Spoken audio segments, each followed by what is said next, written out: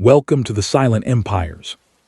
Tonight's story follows Pat Spirito, a name that never needed to be loud to be understood. Pat Spirito was the kind of man who didn't chase attention. He moved in silence, and silence followed him everywhere. But let me ask you something. Did you know most people have absolutely no idea where their money disappears every month? Most people don't have a money problem. They have a money tracking problem. That's why I use Kynd Savings. First, expense tracking. It tracks your spending and shows your safe to spend amount. Second, savings goals. Save for bills, travel, or anything important without complicated budgeting. Third, auto checkout. It organizes your daily spending automatically. Fourth, user-friendly. Clean, simple, and easy to use. Search Kynd Savings on the Google Play Store and use code SILENT100 for free access. Link in the description. Now back to Pat Spirito. The sirens were never far away. They cut through the night like a warning and a promise. One more chase, one more arrest, one more headline about a city that seemed permanently on edge. It was the late 1970s in the American Northeast, where the factories were rusting, the unions were restless, and old codes of loyalty and silence were colliding with a new world of surveillance, wiretaps, and ambitious prosecutors who wanted to make their names by bringing down people the newspapers called untouchable. In this atmosphere of suspicion and quiet fear, one name would begin to circulate in police precincts, corner bars, and cramped back offices where the real business of the city was conducted: Pat Spirito. To some, he would become a cautionary tale about how a person could be shaped and warped by the forces of their environment. To others, he was a symptom of a city under strain, a byproduct of economic decline and social fragmentation. And to a small circle of people who knew him as a boy, he was simply Patrick, the kid from a tight rowhouse neighborhood who saw too much too young and drew his own conclusions about power, respect, and survival. Before the wiretaps, before the courtrooms and the whispered stories, there was a narrow block lined with brick houses, cars double parked on Sundays, and the smell of tomato sauce drifting out of open windows. This was where Pat Spirito's story began. The year was 1961, and the neighborhood sat in the shadow of a fatting industrial corridor on the edge of a mid-sized East Coast city, big enough to be busy, small enough that people still said they knew everyone by name. Factories that had once hummed with steady work now ran on reduced shifts, and men who had once come home with steady paychecks were beginning to feel the ground shift under their feet. Pat Spirito was born into a family that measured itself by how it endured, not by how it prospered. His father, Anthony, had worked at a metal stamping plant since he was a teenager, one of those places where the noise and the dust settled into people's lungs and clothing. It was hard work, but for a long time it had been reliable. By the time Pat was in grade school, though, reliable had become relative. There were weeks when Anthony came home with tired eyes and said nothing at all, and there were other weeks when a pay envelope sat on the kitchen table like proof that the world still made sense. His mother, Alina, kept the household going as best she could, cleaning, cooking, sometimes taking on casual work for neighbors. She watched prices at the corner market edge upward while her husband's wages stayed the same or disappeared for stretches under the bland phrase, temporary layoffs. Inside the cramped Spirito apartment, Pat grew up listening to adult conversations that were not meant for him but reached his ears anyway. The kitchen was small, but on weekends it became a kind of informal council room. Men from the block would sit at the table drinking coffee laced with something stronger, voices lowered so they wouldn't wake the children, their words alternating between resignation and anger. They talked about the factory floor and how it felt to wait for the foreman to announce another round of cuts. They argued about the union, some saying it was the only protection they had, others calling it corrupt or powerless. Occasionally a name would be mentioned with a mixture of respect and caution. Someone who helped out when the checks stopped, someone who knew people, who could make certain problems go away, someone who lent money at times when the bank wouldn't even bother to say no. Pat learned early that there were two kinds of power in his world: the official kind that wore suits, worked in downtown offices, and sent bills, and another kind that operated through favors, introductions, and the unspoken understanding that some debts were never written down because they didn't need to be. He was not old enough to understand the legal or moral implications of any of this. What he understood was that when the rent was late or a cousin needed a job, it was not the bank manager or the city councilman who made things happen. It was a man who might never have held public office, but who could pick up a phone and arrange something by late afternoon. Pat's childhood was not marked by extraordinary hardship by the standards of the time, but it was marked by a constant awareness of instability. The family never went hungry, but he heard his parents count coins on the kitchen table when they thought he was asleep. Christmases were modest but carefully managed. His mother had a knack for making small things feel like more than they were. He wore hand-me-downs from older cousins and learned to patch things before replacing them. He also learned to read expressions, how his mother's eyes tightened when a bill arrived, how his father's jaw clenched when news came of another worker injured on the job or another talk of a plant relocation. School was for Pat more a place of negotiation than of learning. Teachers saw a boy who was quick with words, restless in his seat, and more interested in the social currents of the classroom than the lesson on the board. He was not a bully exactly, but he understood very young that groups formed around certain kinds of strength. Sometimes that strength was academic. The kid who could do math in his head earned a measure of respect, at least from the teachers. Sometimes it was physical. The one who could win a fight in the schoolyard acquired a small following. But there was another kind of strength, knowing who could get things, extra lunch tickets, a copy of the test from last year, a place in line saved, or a minor dispute smoothed over. Without thinking of it as strategy, Pat gravitated toward this third kind of power. He became the sort of student who knew how to speak to the strict teacher without getting detention, who could calm an argument between two classmates, who could persuade a skeptical cafeteria worker to overlook a missing ticket. These were small, almost trivial acts, but they taught him something that would matter later. People relaxed their rules when they believed the person in front of them understood their frustrations and saw them as human. He watched how grown men on the block spoke to each other when they wanted something, how they started with complaints they knew the other man shared, how they offered sympathy before making a request. This blend of empathy and calculation seeped into his way of dealing with the world. As he moved into adolescence, the neighborhood itself began to change in ways that were impossible to ignore. Some of the old families, those who had managed to save a little more or who had a claim to a better job across town, started to leave. Their departures created gaps that were soon filled by new residents, some of whom struggled more openly with poverty and instability. The corner stores, once run by owners who knew every family by name, changed hands more frequently. One or two closed altogether, leaving behind empty storefronts with dusty windows and faded "for lease" signs that nobody bothered to remove. Police presence on the streets seemed to come in waves. There would be stretches when patrol cars were a constant, and the officers stepped out frequently to chat or question, depending on your point of view, with groups of teenagers. Then there would be weeks when they were nowhere to be seen, the silence only broken when a burst of activity would signal that something had gone wrong enough to demand official attention.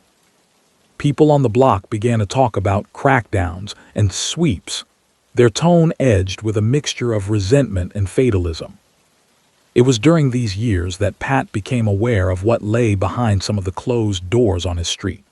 He noticed that certain men, who seemed never to work in any obvious way, still drove better cars and wore sharper clothes than those who woke up before dawn for the factory. He noticed that they were greeted with a kind of cautious respect, even by people who disapproved of their rumored activities. He overheard snippets of conversation about collections, drops, and roots, words that meant nothing to a casual listener, but carried enough context for a perceptive teenager to begin assembling a picture. Yet for a time, his own life followed a path that could still have bent in many directions. He played street games with other boys his age, went to family gatherings where aunts pinched his cheeks and uncles told exaggerated stories about past glories. On Sundays, his mother insisted on attendance at church, not only out of faith, but out of a conviction that belonging to a visible, respectable community offered a kind of protection in a world where reputations were fragile. The sermons were sometimes dull to him, but the ritual offered a rhythm, a sense that weeks did not just blur into each other without meaning. Still, the pull of the neighborhood's informal economy grew stronger as Pat reached his mid-teens. It was not simply about money, though that was part of it. It was also about dignity in a context where traditional routes to advancement seemed blocked. When his father came home after another meeting where management had warned of necessary adjustments and competitive pressures, Pat saw a man whose pride was being quietly eroded. He loved his father, but he also saw how little the years of honest work seemed to count when decisions were made in boardrooms far away.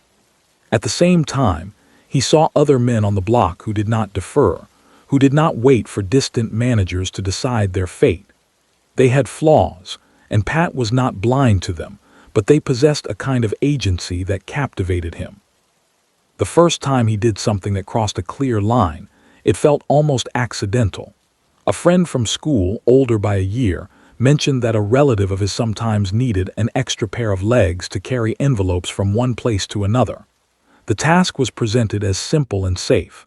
Just walk from point A to point B, hand over what you're given, pick up something else, come home.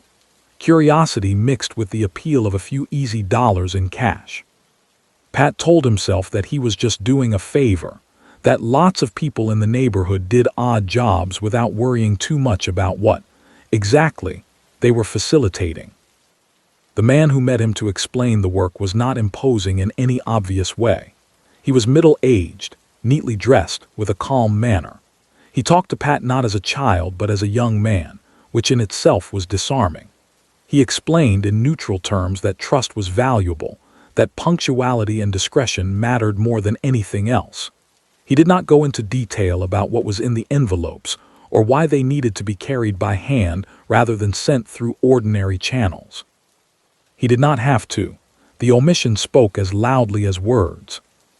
Those small deliveries became a semi-regular part of Pat's after-school routine. At first, he felt a faint thrill at the secrecy, but that feeling soon gave way to a strange normalization. The cityscape between the sender and the receiver became familiar to him. The crumbling facades, the alleys that served as shortcuts, the shops where faces behind the counter changed but the wary expressions remained. He was careful, as instructed, to keep his head down and his conversations brief. He told his parents when they asked that he was helping a friend's uncle with some errands. It was not entirely untrue, but it hid the context that might have caused them to ask harder questions. If the money had been the only benefit, he might eventually have grown bored and drifted away. But there was also something more subtle, an intangible but powerful sense of being recognized. Men who previously might not have noticed him began to nod as he passed, or include him in casual conversation at the corner cafe. They asked about his family by name. They remembered the details of his life.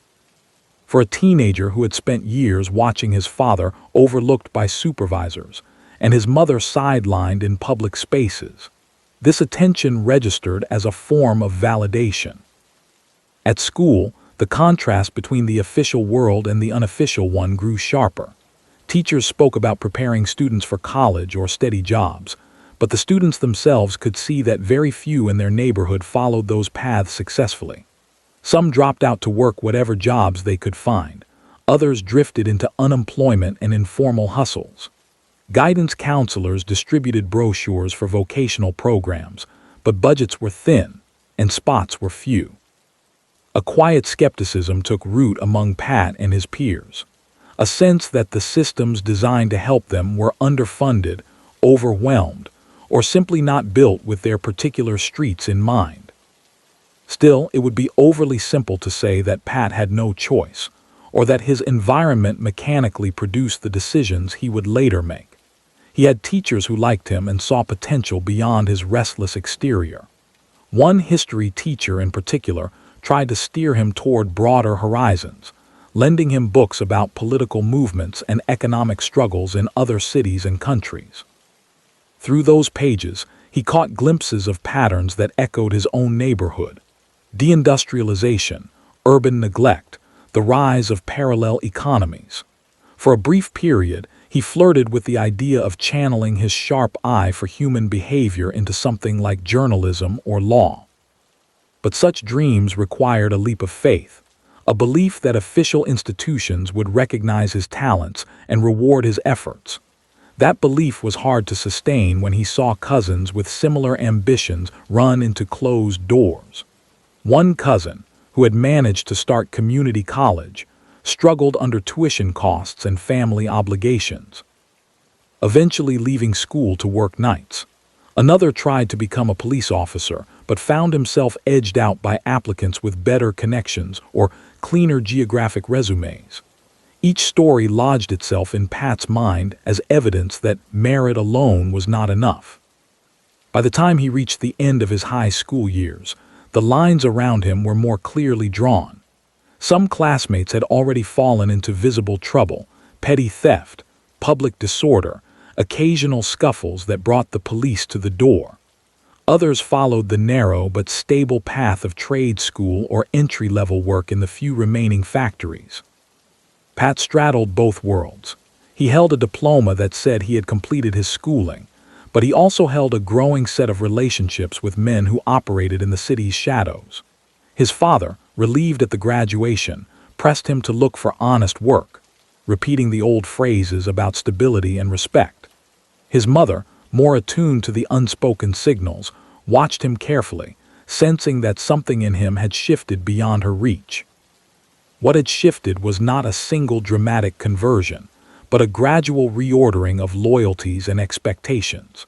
The men who had used him as a messenger began to involve him in more complex tasks, ones that required not only discretion but judgment.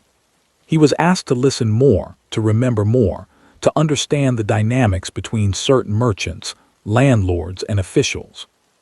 He found that his childhood habit of reading expressions, of sensing underlying tensions in a room, was now being treated as a useful skill. His world was expanding beyond the narrow blocks of his youth, into a network of bars, back offices, and anonymous diners where conversations shaped outcomes that never appeared in the local paper. At the same time, the broader city was entering a period of heightened tension. Budget crises hit municipal services, layoffs spread among public workers. Newspaper headlines spoke of urban decline and crime waves, phrases that flattened the complex realities of neighborhoods like his into simple narratives of danger. Politicians promised order and renewal, often in ways that made residents feel they were being spoken about rather than spoken to. Police strategies shifted toward more visible shows of force in some areas, even as other forms of crime that required patient investigation went under-resourced. In this atmosphere, young men like Pat occupied a precarious space. They were old enough to be seen as potential threats by law enforcement, and yet still young enough to be viewed as malleable by those who operated informal networks. Every choice, every small favor, carried more weight than it might have in a different time or place. A delivery accepted here, a meeting attended there, collectively formed a path that could be difficult to leave once it was fully set. As the 1970s edged toward their close, the boy who had once run errands along cracked sidewalks was becoming a man whose name circulated in low voices in certain circles. He was not yet the figure who would draw the attention of investigators and journalists, but the foundations of that later reputation were being laid in quiet, almost unremarkable moments. A conversation handled with care, a problem resolved without open conflict, a debt remembered and repaid in a way that reinforced his reliability. Those early impressions, once formed, would linger in the minds of people who mattered in that world. They did not yet know what he would become, and neither did he. What he did know, as he walked home past shuttered storefronts and flickering streetlights, was that he had stepped onto a path that offered him affirmation in a way school and factory floors had not, and that turning back would require a kind of courage and isolation that he was not yet ready to embrace.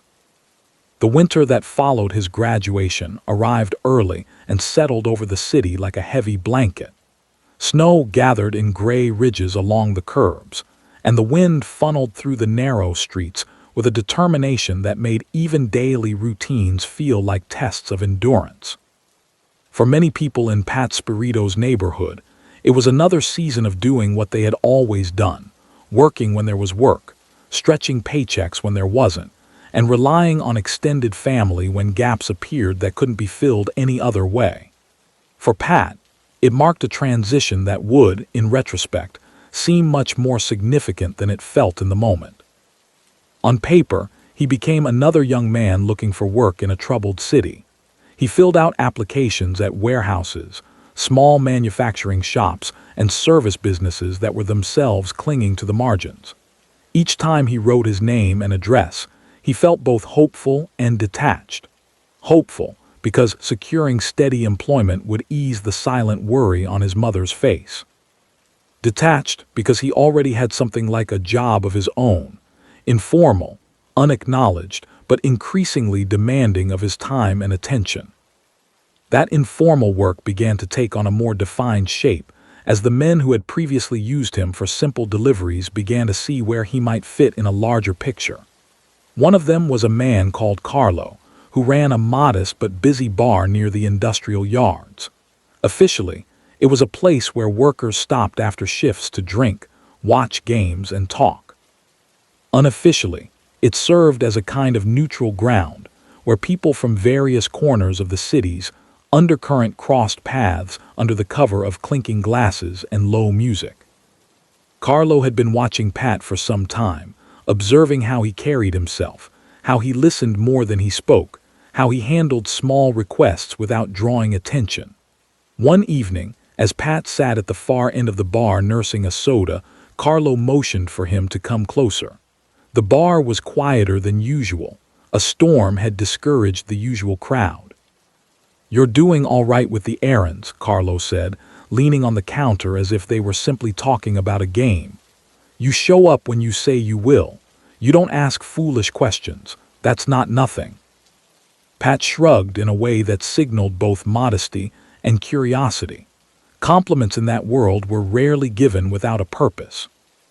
"There's more to do," Carlo continued. "Bigger responsibilities, but with that comes more eyes on you. People start to notice what you do and what you don't. Before I even think about that, I want to know something. What do you see when you look around this neighborhood?" It was an unusual question, and Pat sensed he was being tested on more than his ability to move an envelope from one place to another. He took a moment to consider his answer. He mentioned the boarded-up shops, the men who spent long afternoons on stoops when they should have been at work, the families who stayed indoors after dark because they weren't sure who controlled the streets anymore. He spoke about his father's layoffs, about the cousins who had left for other cities, and found that the promises there were no more reliable than the ones here. Carlo listened, occasionally nodding, occasionally tilting his head as if filing details away. When Pat finished, he said, "So you understand what's happening, that's good. Some people walk through this city blind. They don't see where the power's going, who's losing it, who's picking it up. You see it. That means you can choose where to stand." It was the first time an older man from that orbit had spoken to Pat in such explicit terms about choice. Up to that point, his involvement had felt like something that had simply unfolded, a series of small steps rather than a deliberate decision. Now, Carlo was framing it as a crossroads. "You got a hardworking father," he went on. "That's good, that's rare. But you also see what happens when people like him depend on promises from people who don't even know their names. Our way," he hesitated, searching for a phrase that would acknowledge without fully nomming what he was offering, "our way isn't perfect. Nobody's pretending it is. But we take care of our own. You've helped us. You've shown loyalty. That doesn't go unnoticed." The conversation ended with a simple instruction: come by the bar twice a week, at set times, and be prepared for odd tasks that might vary from one day to the next. Some would be mundane, checking on a shipment, making sure a certain person got home without trouble. Others would be more delicate, involving disputes that needed quiet resolution before they drew the wrong kind of attention. For Pat, this arrangement had an immediate, tangible effect. The money he brought home, not large sums, but steady and noticeably above what most entry-level jobs in his neighborhood would pay, began to ease some of the strain in the household. His parents asked questions, but he answered in half-truths that were difficult to challenge. He said he was helping at a bar, which was accurate enough. He omitted the layers beneath that simple job description. His father, remembering his own youth when young men routinely took work wherever they could find it, chose to accept this explanation with only a few mild warnings about staying out of trouble. His mother was less convinced. Mothers in that neighborhood had long developed a sense for when the story they were being told did not quite match the patterns of reality. But she, too, found it difficult to argue with money that paid bills and bought groceries. Inside the bar, Pat's education continued. Carlo used him initially as an observer during certain meetings. Pat would clean glasses, wipe down tables, or restock shelves while listening to conversations that were quiet enough not to carry, but close enough for him to hear. He saw how debts were acknowledged and renegotiated, how grievances were aired, and either smoothed over or carefully set aside for further consideration. He learned that power in this world was less about loud displays and more about remembering details, about knowing when to press a point and when to let someone save face. He also learned how deeply intertwined the legitimate and illegitimate spheres of the city had become. Some of the men who visited the bar in the evenings were small business owners struggling with rising costs and dwindling customers. They spoke about taxes and permits with the same frustration they reserved for late-paying clients. Others were city employees, sanitation workers, clerks from the municipal building, even an occasional off-duty officer, who had their own grievances about budget cuts and shifting political winds. In their conversations, favors and considerations flowed in multiple directions. A permit expedited here, a citation overlooked there, a piece of information quietly passed along, all of it part of a complex ecosystem of mutual dependence. Pat's role gradually shifted from silent background presence to active participant. Carlo began asking him after certain meetings what he had observed, who seemed anxious, who seemed overconfident, whose story didn't quite add up. At first, Pat offered only tentative impressions, unsure of how much weight they carried. But over time, as some of his observations were confirmed by subsequent events, Carlo's confidence in him grew. There were moments when the stakes felt uncomfortably high. A dispute between two local shop owners over unpaid goods escalated one month, with both sides threatening to involve authorities or others from outside the neighborhood. Pat was tasked with delivering messages that tried to keep the argument within controllable bounds, reminding both parties of shared interests and shared vulnerabilities. When a tense meeting was finally arranged at the bar, he watched as Carlo and another respected figure in the neighborhood listened, asked pointed questions, and coaxed both sides toward a compromise that prevented further escalation. The outcome reinforced in Pat's mind the idea that the structures he was now part of filled a vacuum left by distant or ineffective institutions. Yet even as he moved deeper into this orbit, he could not entirely escape the expectations of the official world. A friend from school told him about an opening at a warehouse that offered steady hours and basic benefits. His father, upon hearing this, urged him to apply. Reluctantly, almost as a gesture of goodwill toward his family, Pat did. To his mild surprise, he was hired. For several months, he rose before dawn to catch a bus to the warehouse on the edge of the city. The work was repetitive but straightforward, loading and unloading deliveries, checking manifests, organizing inventory. The foreman was firm but not unkind, and some of the older workers took it upon themselves to share tips about packing and avoiding unnecessary strain. There was a certain satisfaction in the routine, a simplicity in knowing what each day would bring. But the contrast with his other life was stark. At the warehouse, he was one of many, his name rarely used, his individual qualities largely irrelevant. At the bar and in the surrounding network, he was increasingly addressed directly, consulted, and entrusted with responsibilities that implied a level of trust and recognition the warehouse could not match. When conflicts arose at the warehouse, minor disputes over shifts or overtime, he watched how slowly official channels moved, how quickly resentment built in the gaps. He could not help but think how, in his other world, such issues would have been dealt with in a day, for better or worse. As his obligations in the undercurrent expanded, the strain of balancing both worlds grew. Carlo was patient to a point, understanding that overt pressure might push the young man in unpredictable ways. But he also made it clear, in small comments and subtle shifts of tone, that reliability was non-negotiable. Missed meetings or delayed responses could not be justified indefinitely by the demands of a warehouse job. The moment of decision came not in a dramatic showdown, but in a series of small collisions. One evening, after a long shift that ran late due to a delayed delivery, Pat arrived at the bar more than an hour past the scheduled time for a task that others had already stepped in to handle. Carlo did not scold him in front of others. Instead, he pulled him aside when the bar had thinned out. "You have to decide what you're building," he said calmly. "If you want the warehouse life, that's your right. You'll have steady hours, maybe a promotion if you wait long enough, a small pension if the company survives. There's no shame in that. But you can't keep one foot here and one foot there forever. Sooner or later, both sides will notice and neither will trust you fully. That's not where you want to be." The words echoed uncomfortably in Pat's mind in the days that followed. His father, proud of his steady job, spoke of it as if it were a turning point, proof that his son was choosing a stable, respectable path. His mother watched Pat's face as he came home exhausted, looking for signs of which way the internal scales were tipping. Friends from the neighborhood, some envious of his seeming ability to navigate both worlds, asked questions he could not answer without revealing more than he wished. In the end, the decision came down to which future he believed in. The warehouse offered predictability but also a ceiling that felt, to a young man accustomed to sensing hidden dynamics, confining.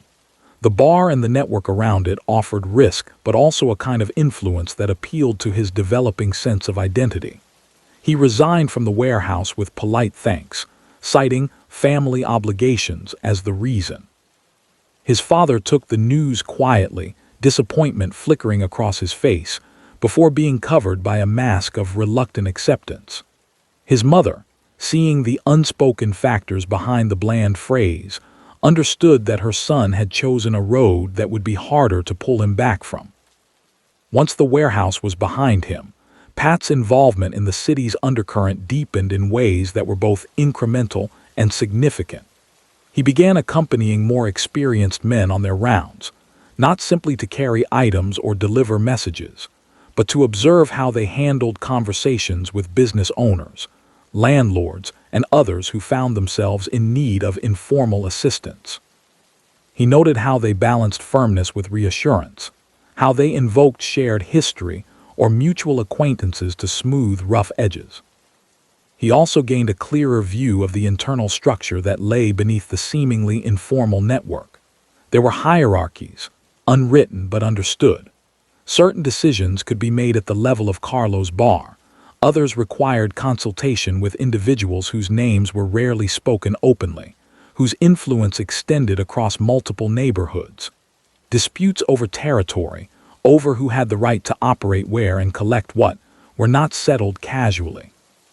They were discussed, mediated, and when necessary, adjudicated by people who had spent decades building reputations as fair, or at least predictable arbiters. Pat's usefulness lay in part in his ability to move between different layers of this structure without drawing attention. He was at ease in the bar, but he could also sit quietly at a diner counter, blending in with late-night regulars while waiting to relay or receive information. He could appear at a small grocery in the late afternoon, ostensibly buying a few items, while actually making sure that an earlier agreement was being honored without complaint. His presence was unremarkable to most, which was precisely what made him valuable to a few. The city, meanwhile, continued to shift around him. Economic reports spoke of recession and stagnation. Local papers ran stories about businesses closing and buildings left vacant. Politicians debated strategies to revitalize the downtown core, often with limited understanding of what was happening in the residential districts that ringed it. Police leadership announced new initiatives to crack down on certain types of offenses, drawing public attention to high-visibility operations that produced dramatic headlines, but did not always address the deeper currents that shaped life in neighborhoods like Pat's. Within law enforcement, there was a growing recognition that traditional, reactive policing was insufficient against the more organized forms of illicit activity that had taken root. Some officers began to specialize in investigating patterns rather than isolated incidents, tracing links between apparently unrelated businesses, individuals, and events. They attended training sessions on surveillance techniques, informant handling, and financial analysis. They also, inevitably, began to form mental lists of names, people who, while not always directly tied to specific crimes, appeared again and again at the edges of investigations. For the moment, Pat's name did not rank high on those lists. He was too new, too careful, and his involvement too layered beneath the actions of older, more established figures. But in notebooks and files, in conversations over coffee in squad rooms, and in quiet briefings held in unmarked offices, his name began to appear as a point of interest. A young man connected to certain bars, present at certain meetings, often seen in the company of individuals already well known to detectives. Pat was not oblivious to this growing scrutiny. He noticed when patrol cars lingered a moment longer than usual as they passed the bar. He saw familiar plainclothes faces reappear in different parts of the neighborhood, their attempts at blending in undermined by patterns of movement that did not quite match local habits. He heard from acquaintances about questions being asked, softly at first, then with more persistence, about who he was and what exactly he did. Carlo and others offered guidance on how to respond to this new layer of pressure.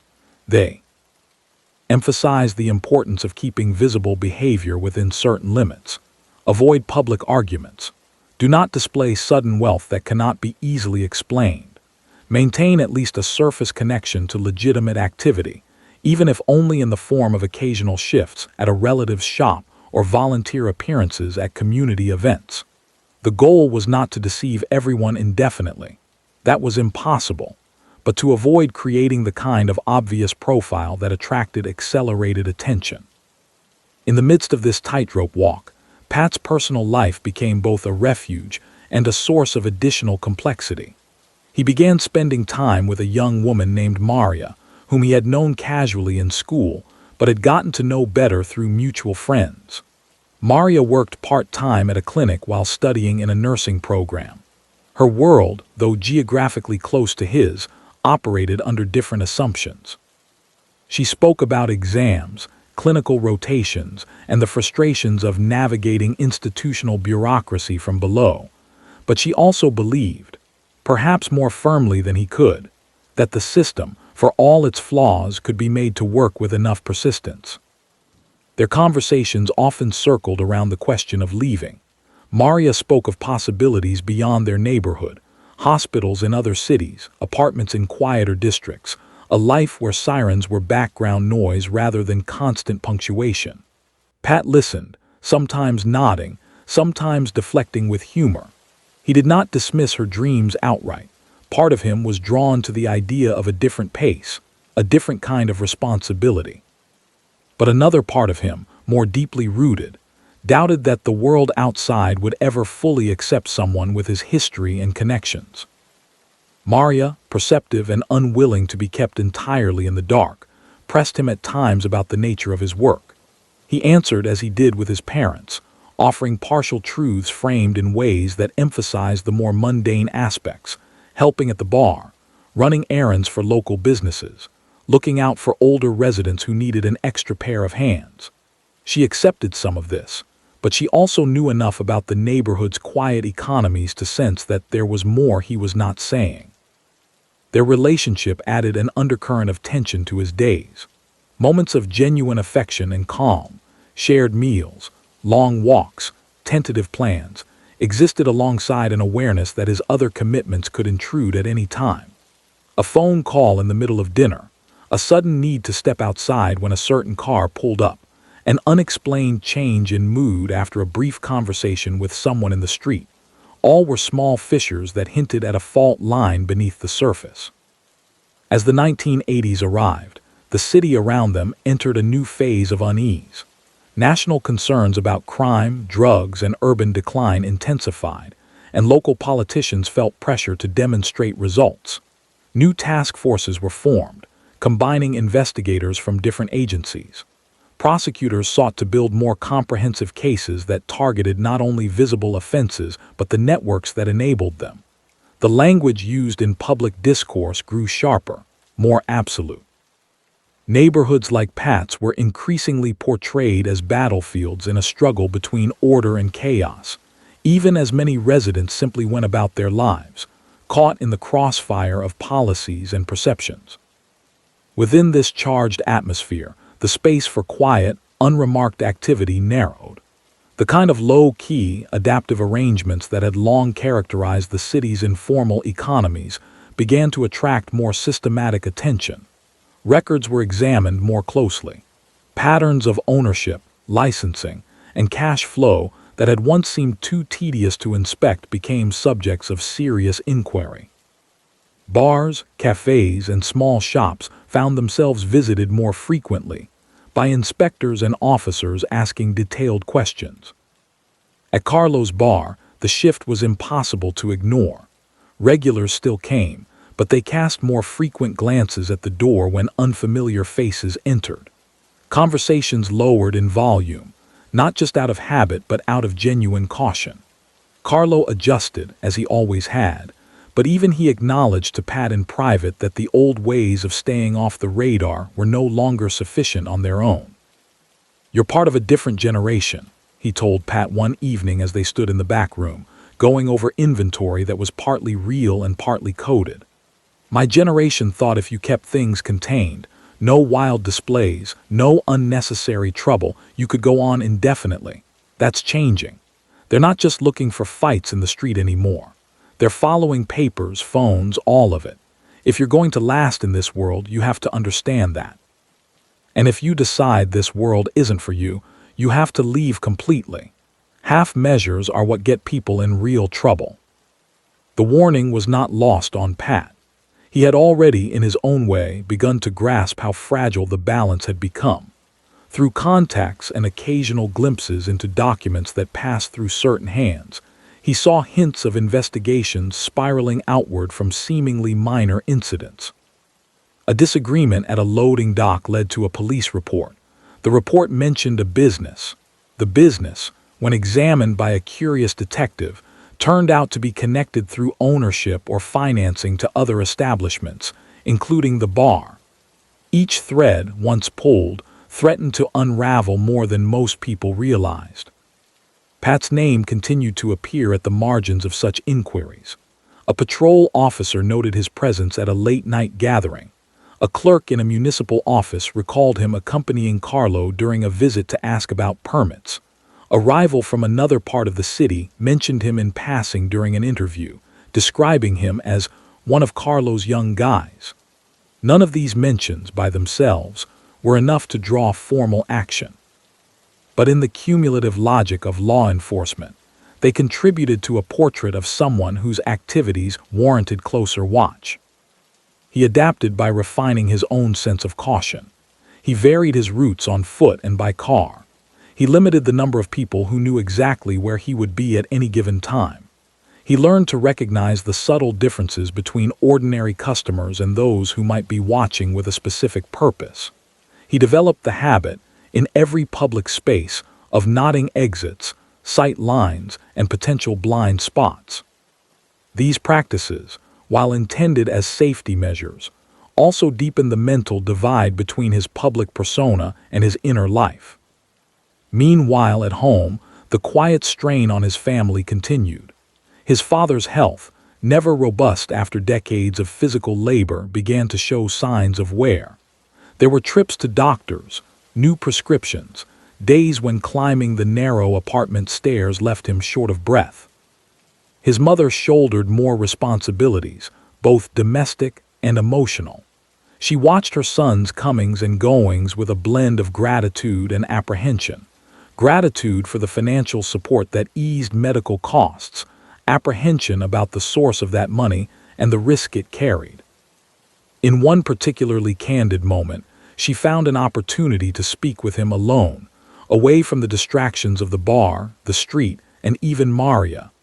They sat at the small kitchen table, late on a weeknight, long after his father had gone to bed. "I know you think you're protecting us," she said quietly, hands wrapped around a mug that had long gone cold. "You bring money home, you keep certain things from us so we don't worry. But we are not children, Patrick. We see, we hear, we know this neighborhood. We know what happens to boys who get too deep in certain things. I've been to too many wakes. I've seen too many mothers carrying pictures instead of talking to their sons." He tried to reassure her, to insist that he was smarter, more careful, that he was not like some of the reckless young men she was thinking of. She shook her head gently. "They all thought they were different," she said. "That's what worries me most." Her words lingered in his mind as surely as Carlo's warnings about law enforcement did. Together, they formed a kind of pressure from both directions, one rooted in love and fear, the other in hard-earned experience and strategic caution. Between them, Pat found himself inching toward a narrower and narrower path, one where each step required more calculation, more awareness of potential consequences. The life he had chosen was no longer a series of small, ambiguous errands.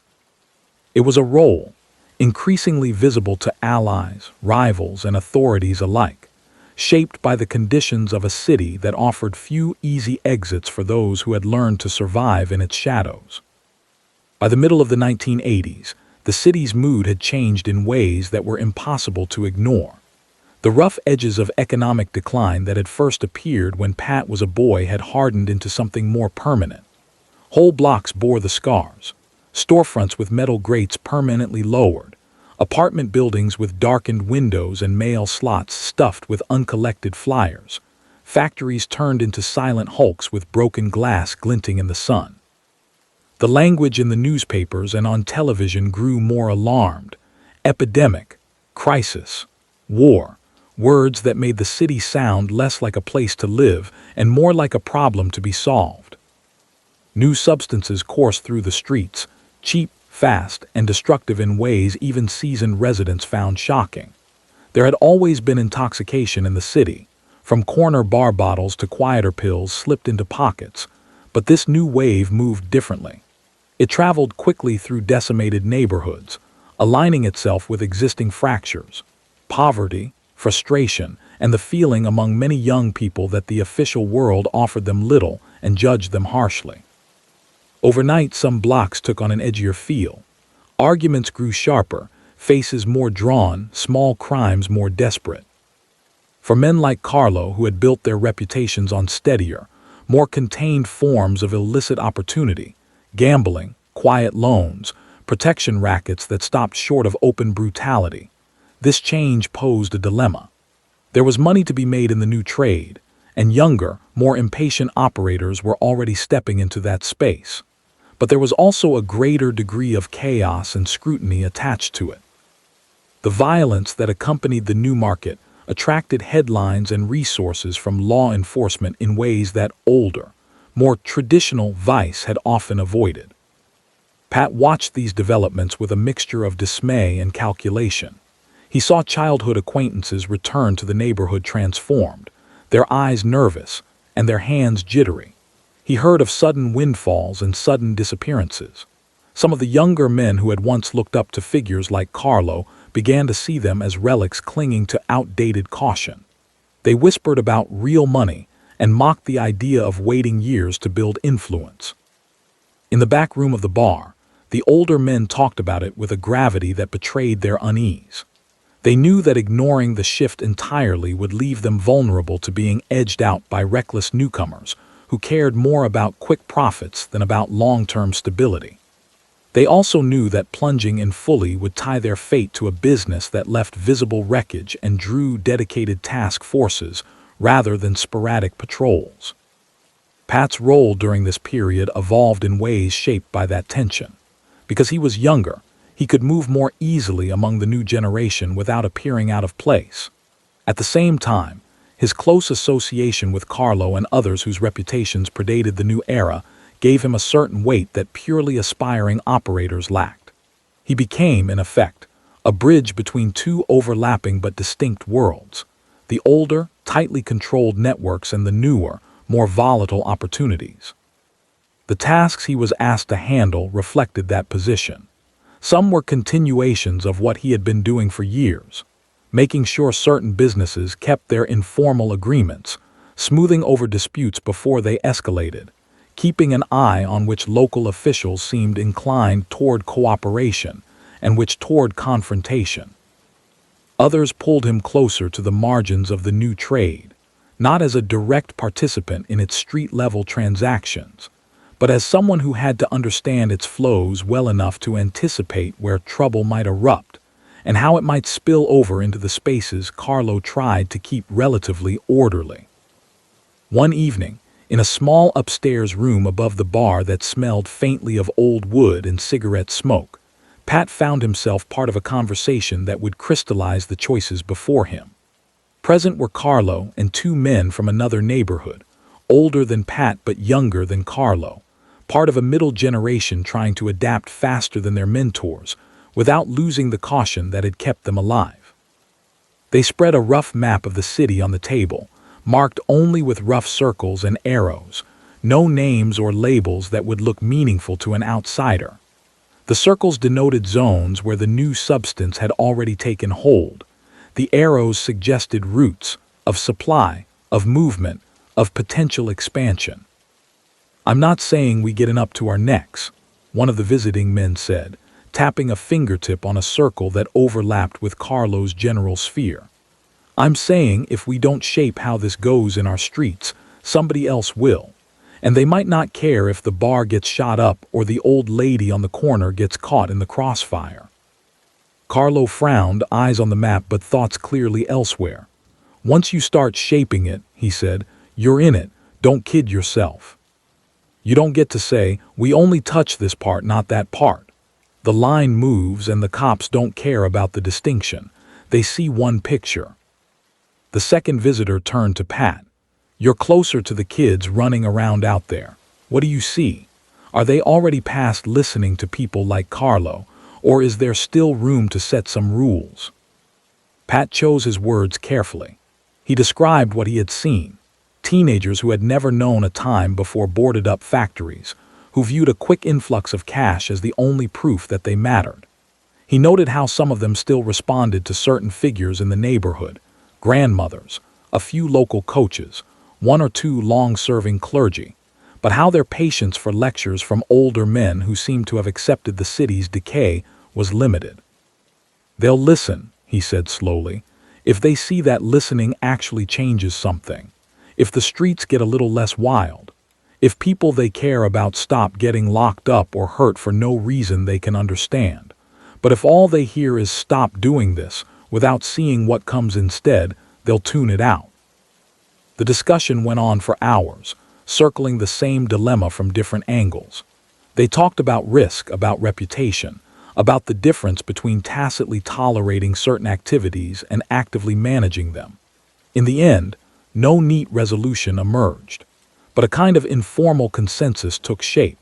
They would neither embrace the new trade wholeheartedly nor attempt to stand entirely aloof. Instead, they would try to limit its most reckless expressions in their immediate areas, using influence where they had it to steer particularly volatile operators away from obvious flashpoints, a strategy that required walking an exceptionally thin line.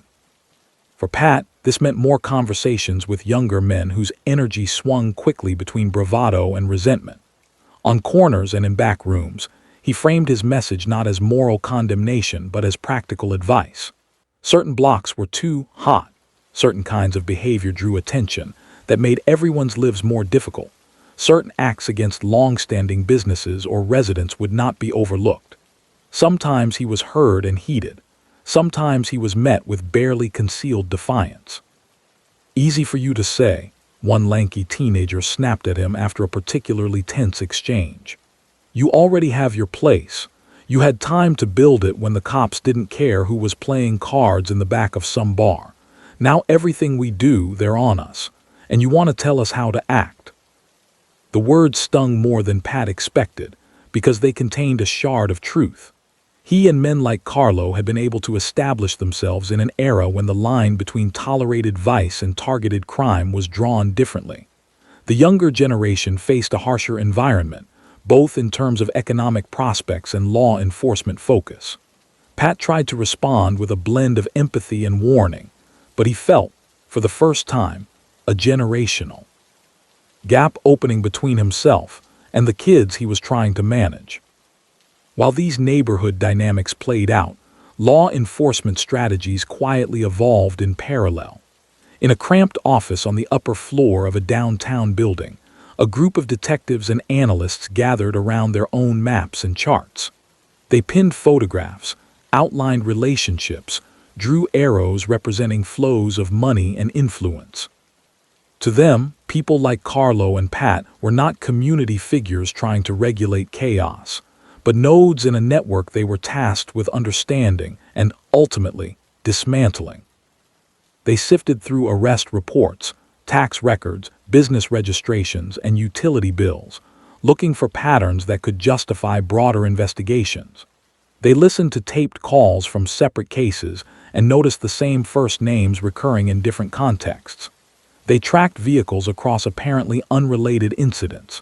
In the hum of fluorescent-lit rooms, a picture that had once been blurry began to sharpen, though many details were still guesswork and inference. Pat's name, which had once appeared only in the margins of notes, moved gradually toward the center of certain working diagrams. He stood out as someone younger than the traditional leadership figures but present at key locations, involved in sensitive conversations, trusted with tasks that went beyond simple errand running. Analysts debated his significance. Was he merely a reliable assistant or a potential successor in the making? Did he represent a bridge to the new generation that law enforcement feared would carry the city's organized crime into a more volatile era? Back on the streets, Pat began to feel the pressure of scrutiny not just as an abstract possibility, but as a daily reality. Unmarked cars seemed to appear more often in his peripheral vision.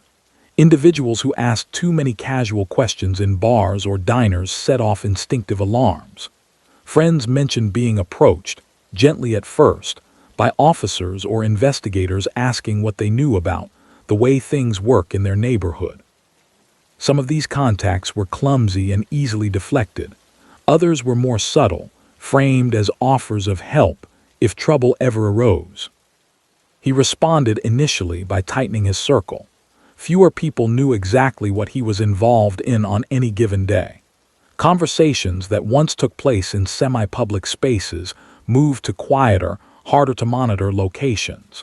Patterns in his routines were deliberately scrambled, making it difficult for anyone casually observing to predict his movements. These precautions, while sensible from a pragmatic standpoint, had the side effect of deepening the divide between his inner life and his outward relationships. Maria felt this divide as keenly as anyone. Her work at the clinic brought her into daily contact with the human cost of the city's changes, patients with untreated conditions, young people cycling in and out of emergency rooms, families stretched thin by illness and lack of support. She carried stories home with her, never names, but details that reflected the broader reality. A teenager whose arm had been broken in a street altercation, a grandmother who had lost 2 grandsons in accidents and was now raising a third who spent more time outside than she liked. When she and Pat talked, she tried to bridge their worlds. She spoke about systemic problems, about policy, about the need for better funding and more thoughtful approaches. He listened, sometimes genuinely moved, sometimes impatient without meaning to be. When she turned the conversation back to him, what he was doing, what future he imagined, his answers grew vaguer over time. "Do you see yourself doing this at 40? She asked him one night as they sat in a small restaurant that had survived, stubbornly, through multiple ownership changes and outside pressures. The lighting was soft, the food simple but good, the atmosphere briefly making the street outside feel far away. "Doing what?" he deflected, forcing a lightness he didn't feel. "Whatever this is that keeps you getting calls at midnight and leaving half-finished meals," she said, not unkindly but with a tired edge. "You never used to be so good at avoiding simple questions." He hesitated, then answered honestly, if incompletely. "I don't know. I don't think that far ahead. Around here, when you plan too much, something always comes along to knock it over." She reached across the table, took his hand. "That's exactly why you have to plan," she said. "Otherwise, you just let everything happen to you, and I don't believe that's who you are." Her faith in his agency both warmed and unsettled him. It forced him to confront the fact that many of his choices, which he liked to think of as responses to external forces, were also shaped by his own appetite for a certain kind of influence and recognition. There were other ways he might have navigated the same environment, less risky, less consuming. He had not chosen them. As the decade moved forward, events in the wider region began to intersect more directly with his world. A prominent arrest in a nearby city, the result of a long-term investigation into a different network, sent ripples through law enforcement circles. Prosecutors, buoyed by the success and attendant publicity, sought to replicate the model.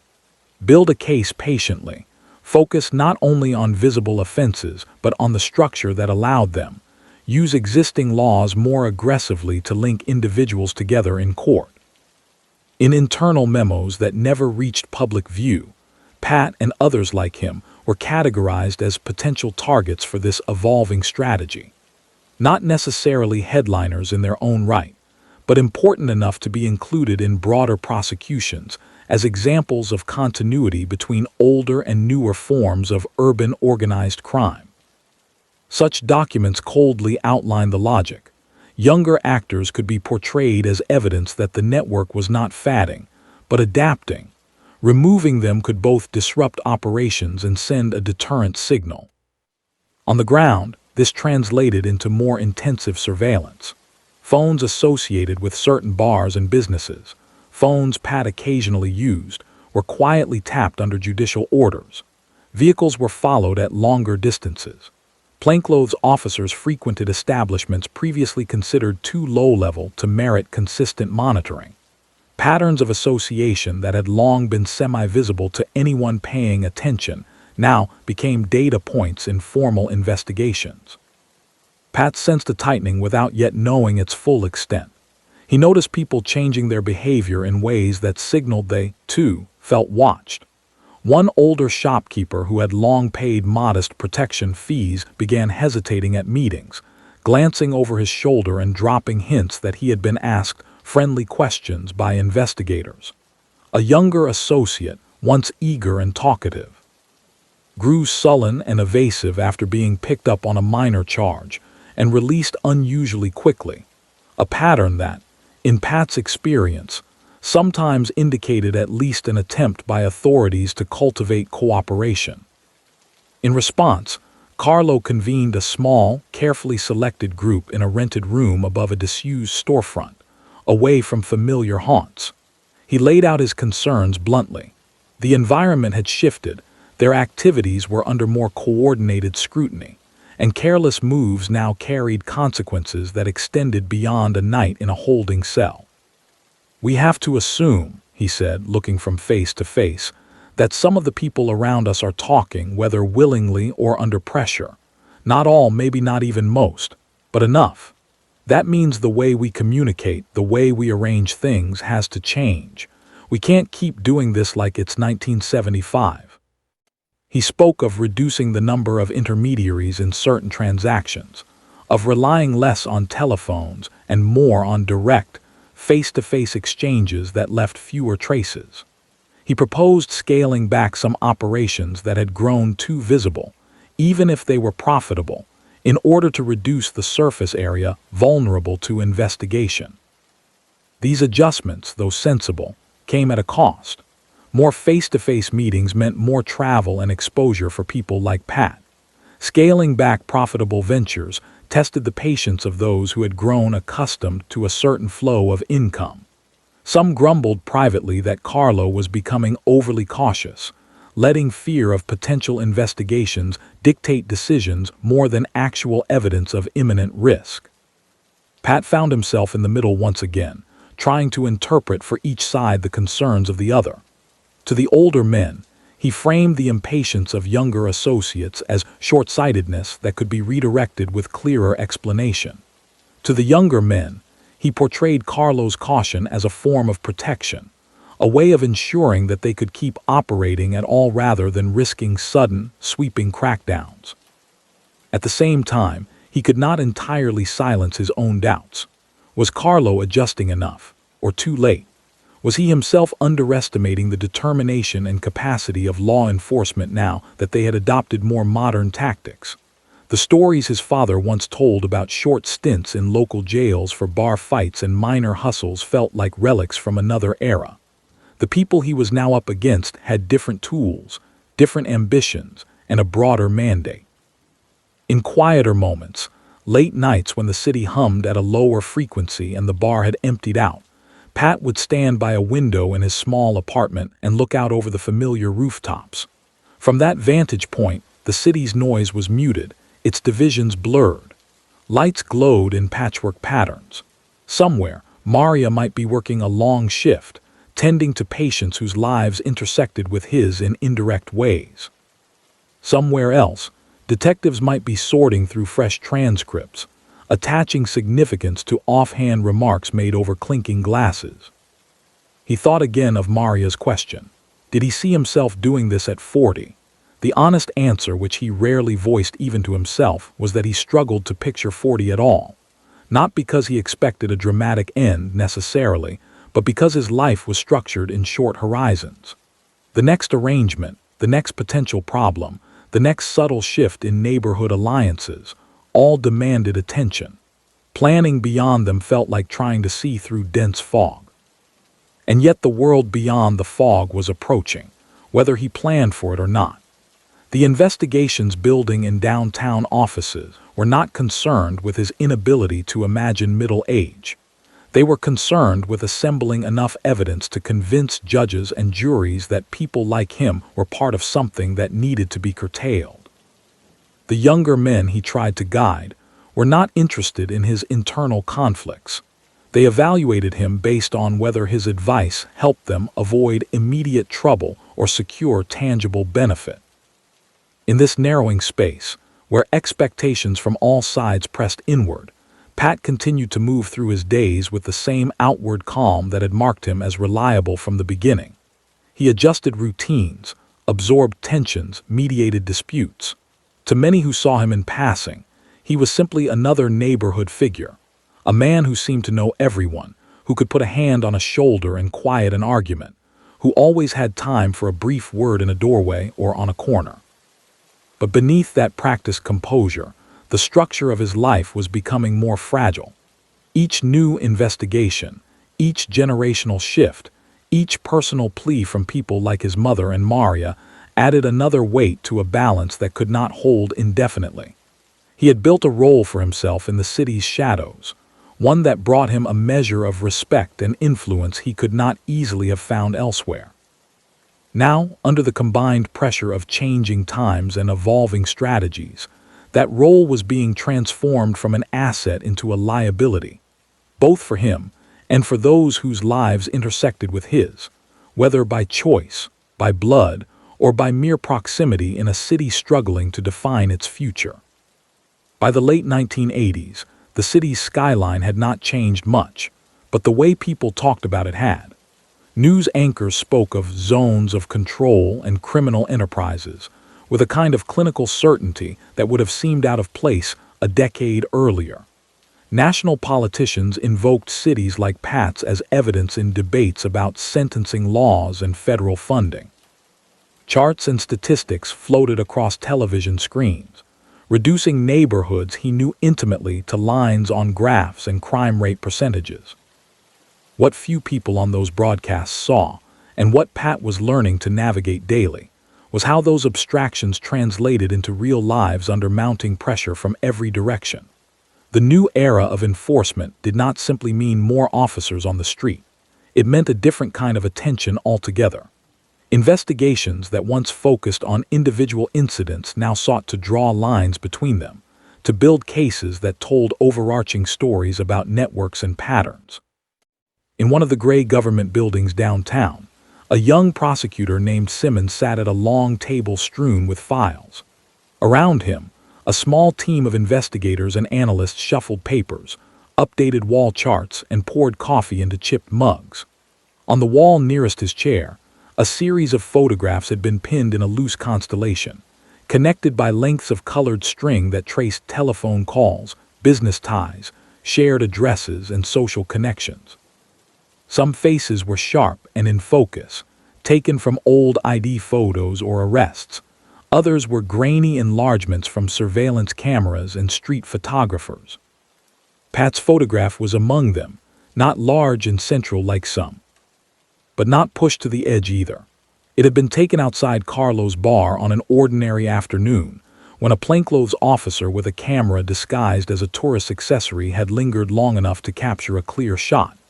In the image, Pat looked as he often did, expression neutral, posture relaxed, seemingly just another man stepping out for air.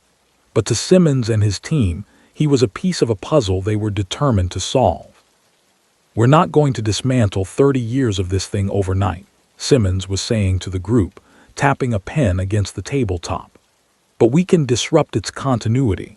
They've survived because every time one of the old guys gets taken down or retires, there's a younger one ready to step in.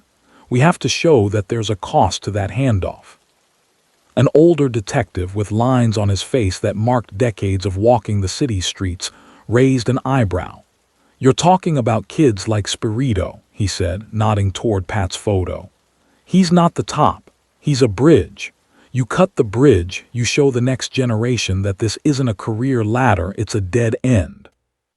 "Exactly," Simmons replied. "We use what we have: phone records, informants, financial anomalies, whatever we can corroborate. We don't need him for murder charges or anything dramatic. We need enough to show a pattern of participation in ongoing operations. Then we put him in the same file as the older guys. We tell a story a jury can understand. This isn't random, it's organized, and it continues because people like him carry it forward." That was the story forming in offices and conference rooms, far from the bars and sidewalks where Pat spent his days. Back in the neighborhoods, he had no access to those conversations. What he did have was an increasingly acute sense that something had shifted in the way the city's official eyes regarded him.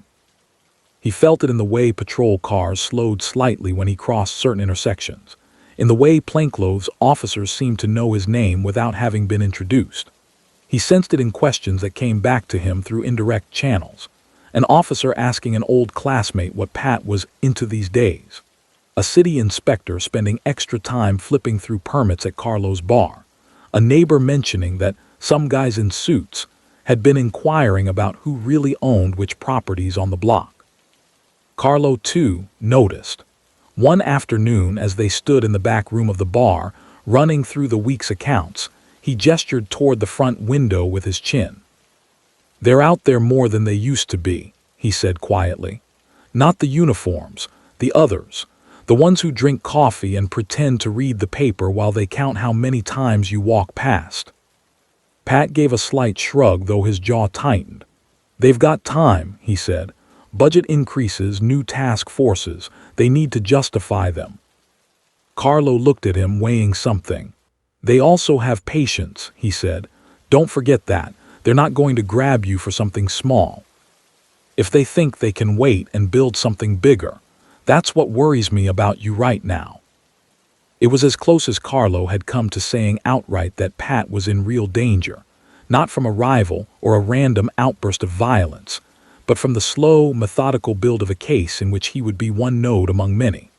For a man whose whole life had been shaped by immediate calculations, who owed whom, who might strike back tomorrow, where the next flare-up might occur, the idea of an unseen, years-long effort gathering force in the background was disconcerting. That unease seeped into his interactions with those around him. With younger associates, he found himself even more insistent on minimizing visible risk.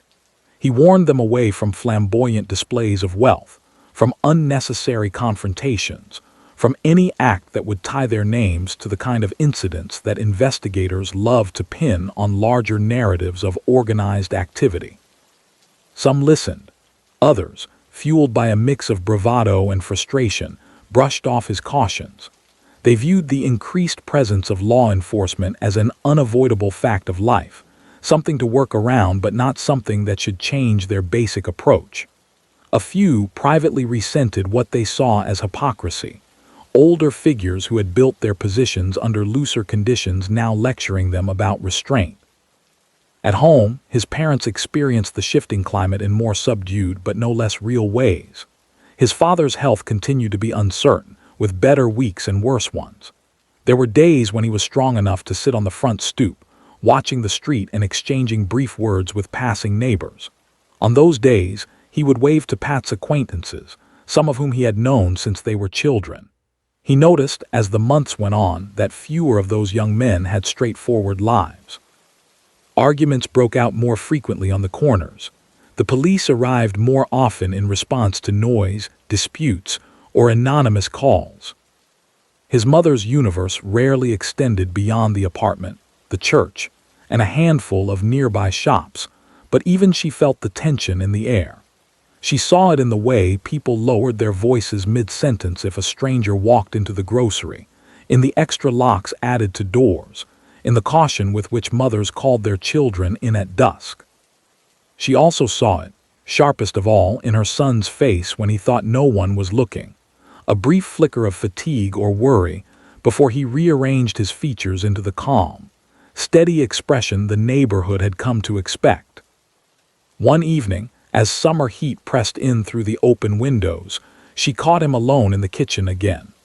The television in the living room murmured with some distant game. Traffic hummed below. "They're talking more about people like you on the news," she said quietly, not as an accusation but as a statement of fact. "Not your name, but what you do. They say they're going to make examples, that they're tired of being made to look foolish." He poured himself a glass of water, the tap running louder than her soft voice. "They've always said that," he replied, setting the glass down a little too firmly. "Every few years, some politician decides to get tough. It comes and goes." She shook her head gently. "This feels different," she said. "They're not just chasing whoever they catch doing something in the street.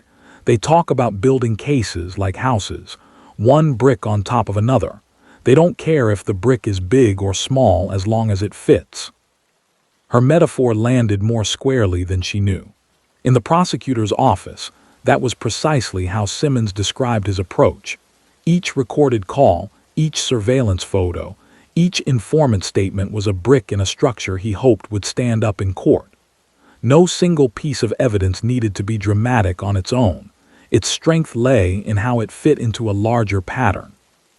One of those bricks came from a man Pat had once considered merely an unreliable loudmouth, a small-time operator from another neighborhood who had been swept up on drug charges and found himself facing a longer sentence than he believed he could handle.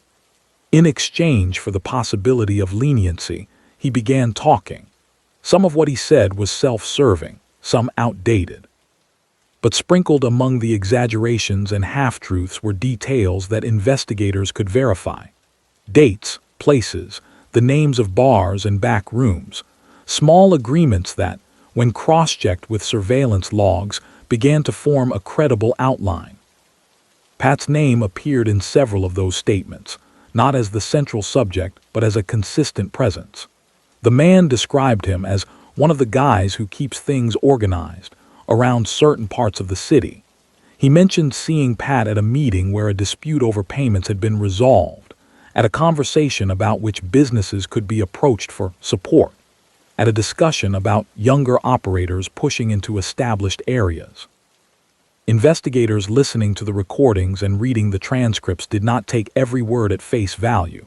Seasoned as they were, they knew an informant's incentives could distort memory, but the overlap between these accounts and their own observations was too strong to dismiss. They sought out additional corroboration, time-stamped photos, vehicle sightings, bank deposits that aligned suspiciously well with reported collections. They weren't building a case against Pat alone. He was one part of a broader mosaic, yet the mosaic now clearly included him. On the street, rumors began to circulate that someone had started singing in the other neighborhood. Names were whispered, accusations made. Some of these whispers reached Pat's ears in distorted form. He heard that investigators were more active downtown. He heard that certain bars had become dangerous places to talk. He heard vaguely that they're asking about you more than before. With each new hint, his instinct for self-preservation sharpened. He became more selective about which meetings he attended personally, delegating some to others when possible. He avoided locations he knew to be obvious targets for surveillance. He monitored his own phone use with increased suspicion, aware that innocent phrases could be misinterpreted if overheard or recorded out of context. These precautions did not go unnoticed by those around him. To some, they signaled prudence. To others, they stirred faint resentment. A younger contemporary, Vito, who had grown impatient under what he saw as older men's cautious packing, confronted him one afternoon in the alley behind a small grocery. "You're pulling back," Vito said, arms folded. "You leave us to handle more of the day-to-day, and you only show up when things are already sorted. But when people talk about who's in charge, they still say your name." Pat studied him, nodding the edge of challenge under the frustration. "You think I like sitting out?" He replied evenly. "You think I enjoy trusting that people won't make a mess I have to clean up later. I'm trying to keep all of us from walking straight into what they're setting up downtown." Vito snorted. "They've always been setting things up downtown. Meanwhile, guys like me are the ones getting stopped, searched, hassled for standing on the wrong corner. Maybe it's easy to be careful when you've already got your spot." It was an argument that could not be fully resolved in an alleyway, or perhaps at all. The generational divide, once a subtle undercurrent, had become a visible fault line. To Pat, the increased caution felt like adaptation. To Vito, it felt like retreat that left the younger men exposed. That disconnect would have consequences in the months ahead, as the fault line widened under the stress of investigation and suspicion. At the same time, Pat's relationship with Maria moved into a more complicated phase. They had known each other long enough by now that some friends assumed marriage was inevitable if delayed. They shared an easy familiarity, the kind that allowed for comfortable silence as well as conversation. She left items at his apartment without ceremony. He kept a spare key to hers. But beneath that surface, their paths were diverging. Maria's work at the clinic had led to opportunities at a larger hospital. She took extra shifts, studied for certification exams, and began to speak more concretely about long-term plans. She talked about neighborhoods on the city's edge where rents were still manageable and streets were quieter, about saving for a car that wasn't held together by improvisation and luck, about the possibility of going back to school for more advanced training. "You could come with me," she said one evening as they walked along the river, where the water reflected the city's lights in streaks of gold and white. "There are other bars to manage, other kinds of work you could do. Places where your ability to read people to keep a room calm would be an asset without all this." She did not need to gesture for him to understand what this encompassed. He stared out at the dark water for a moment before answering. "You think it's that easy," he said, Walk away and the past just stays here. No, she said, I'm not naive, but I also don't believe it's impossible. People change their lives all the time. It's just harder for some than others. He admired her conviction, even as he doubted its applicability to his own situation. The network he was entwined in was not the kind one simply resigned from like an ordinary job. There were obligations that had built up over years, expectations that extended beyond his own preferences. There were people who depended on him to handle certain matters, and others who watched him carefully to see how firmly he remained committed. To vanish or abruptly announce his withdrawal would not simply disappoint them. It could destabilize delicate balances in ways that might invite both internal suspicion and external opportunity for rivals. He tried to explain some of this to her in general terms, still careful not to burden her with incriminating detail. She listened, brow furrowing. So you're saying you're trapped, she said at last. I'm saying it's not as simple as packing a bag, he replied. If I walk away the wrong way, I don't just risk my own neck, I risk other people's too. There was a silence in which both of them considered from different angles the invisible web he was describing. For her, it was an obstacle to the life she envisioned. For him, it was a reality he had helped construct and could not easily dismantle without consequences. The distance between them, once bridged by youth and shared neighborhood history, now had more to span. Her growing investment in formal institutions that, however flawed, she believed could be improved from within. His deeper entrenchment in informal structures that existed precisely because so many people in his world had lost faith in official channels. Their love, real, tested, rooted in years, had to stretch across that divide, and some days it barely reached. While their personal negotiations continued, the official ones downtown accelerated. Simmons obtained additional authorizations for more extensive surveillance, convincing a judge that the breadth of the network required a wider lens. Wiretaps expanded to include pay phones near key locations. Undercover officers were assigned long-term roles, frequenting bars and cafes not to make immediate arrests, but to listen, observe, and report.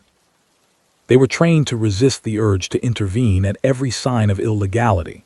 Their purpose was to gather context, to confirm relationships, to capture snippets of conversation that, when transcribed, could be read back in court. They learned to nurse a single drink for an hour, to engage in just enough small talk to be unremarkable without drawing others into conversations they didn't want to be part of. In this environment, one careless comment could become a future exhibit, one habitual phrase a thread that prosecutors could tug. Pat, long accustomed to weighing his words, became even more sparing in public.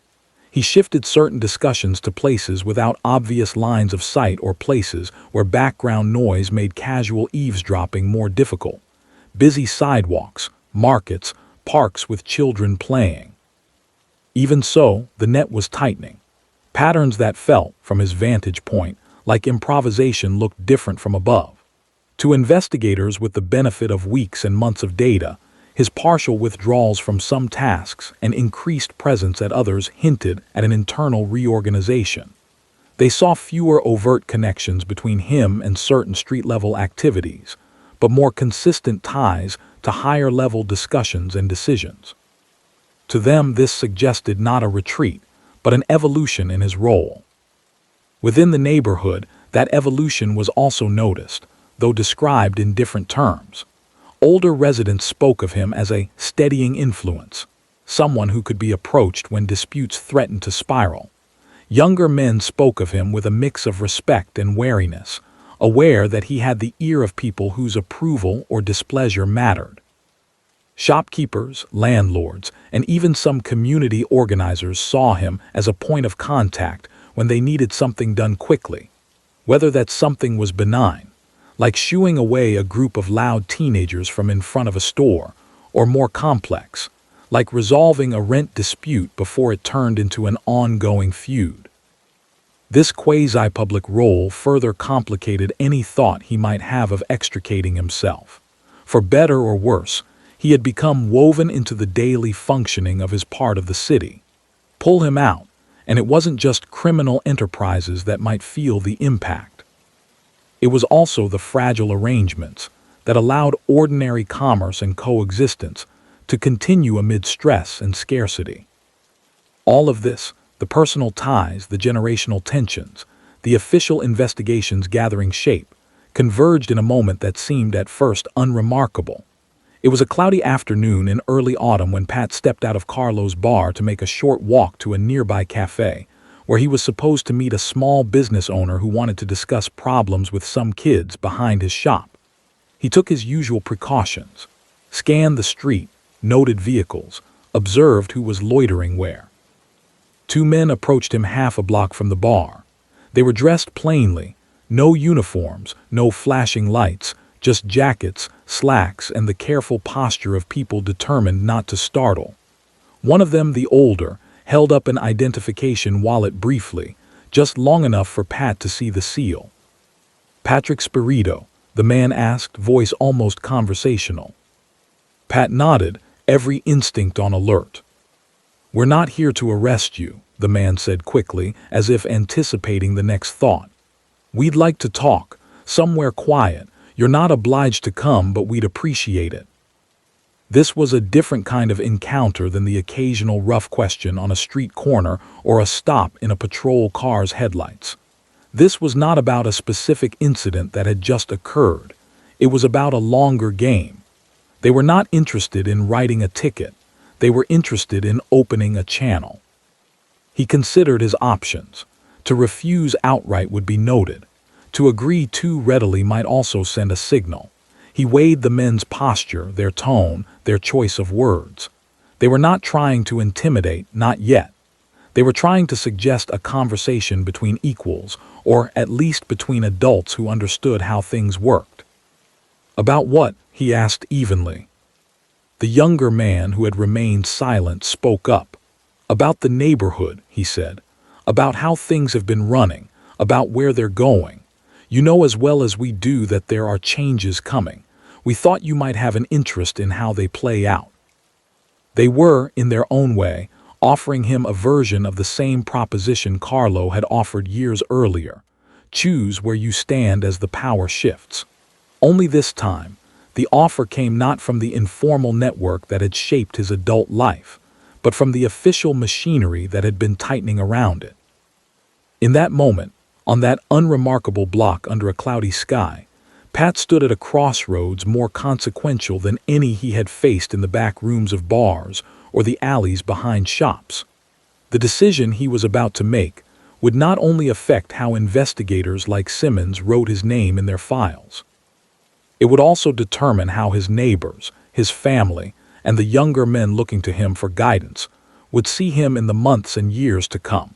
If, in a city increasingly defined by its tensions between formal and informal power, those months and years unfolded with anything like the continuity he had come to take for granted. For a brief moment, the sounds of the street seemed to recede. A bus hissed to a stop at the corner. Someone shouted after a child darting off the curb. A siren wailed faintly in the distance. But to Pat, everything narrowed to the two men in front of him and the slim ID wallet that had flashed like a quiet threat between them. He let the silence linger, studying their faces. The older one, who'd spoken first, watched him with a kind of measured patience. Not hostile, not deferential, simply gauging. The younger one looked more intent, his gaze flicking now and then to the passing traffic, alert to how exposed they were in the open. "I'm on my way to meet someone," Pat said at last. "I don't have time to sit in a room and answer questions you already know the answers to." "We're not in a hurry," the older man replied. "We'll wait, or we'll reschedule. This isn't about today. It's about what comes next, for you and for a lot of people around you." The phrasing struck a nerve. It sounded almost like something Carlo might say, stripped of his neighborhood cadence and run through a different vocabulary. Pat felt a quiet anger at the symmetry of it, how everyone who wanted something from him talked in that same weighted, future-oriented way. He could walk away, They had said he wasn't obliged to go with them, but he understood that refusing would not end their interest, only harden it into a more adversarial shape. He thought of his mother's description of cases built brick by brick. These men were standing here because some of those bricks already had his name scratched faintly into them. Refusing to speak would not erase that. It would only ensure they placed the next ones without his input. "Fine," Pat said, his tone flat. "I'll give you half an hour, no more." They nodded, as if the outcome had been preordained. The older man gestured toward an unmarked sedan parked halfway down the block.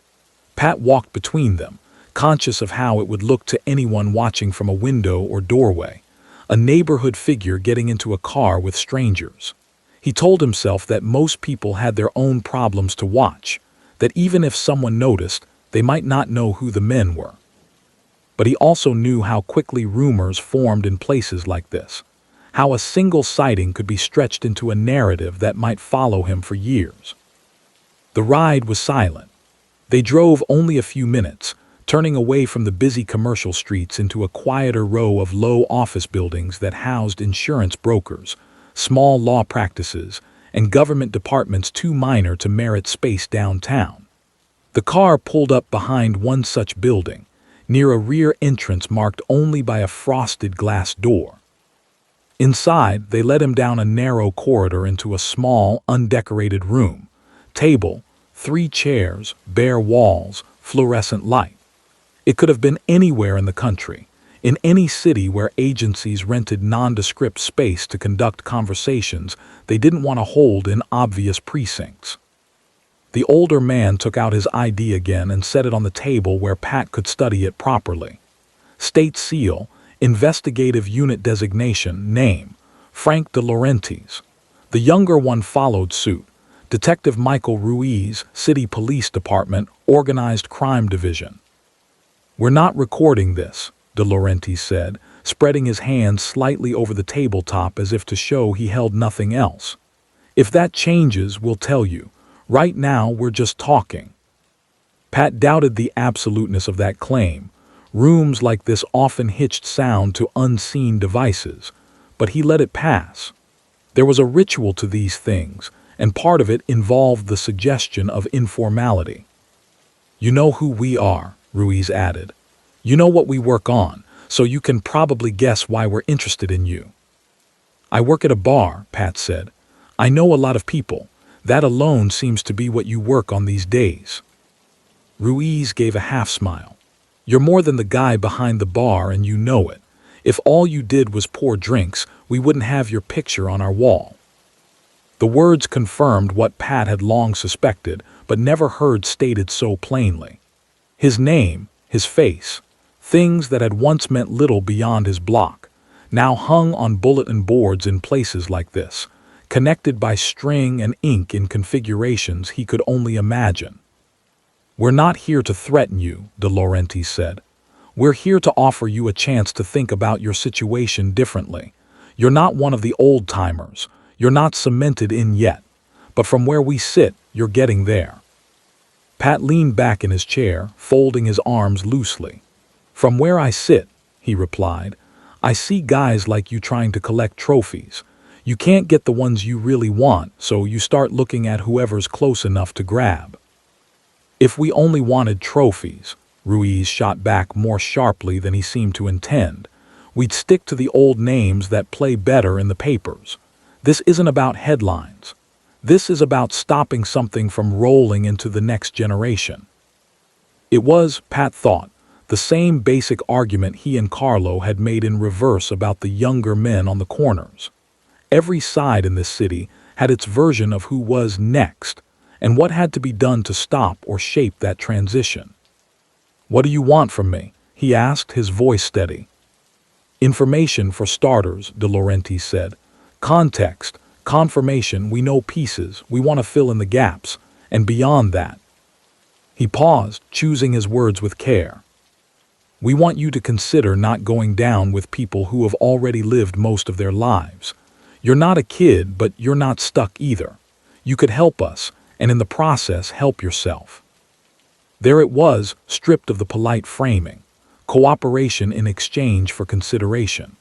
Turn enough of the bricks in their wall into solid, sworn statements, and maybe, when they decided to act, they'd leave you out of the foundation or at least shorten how long you were held in place.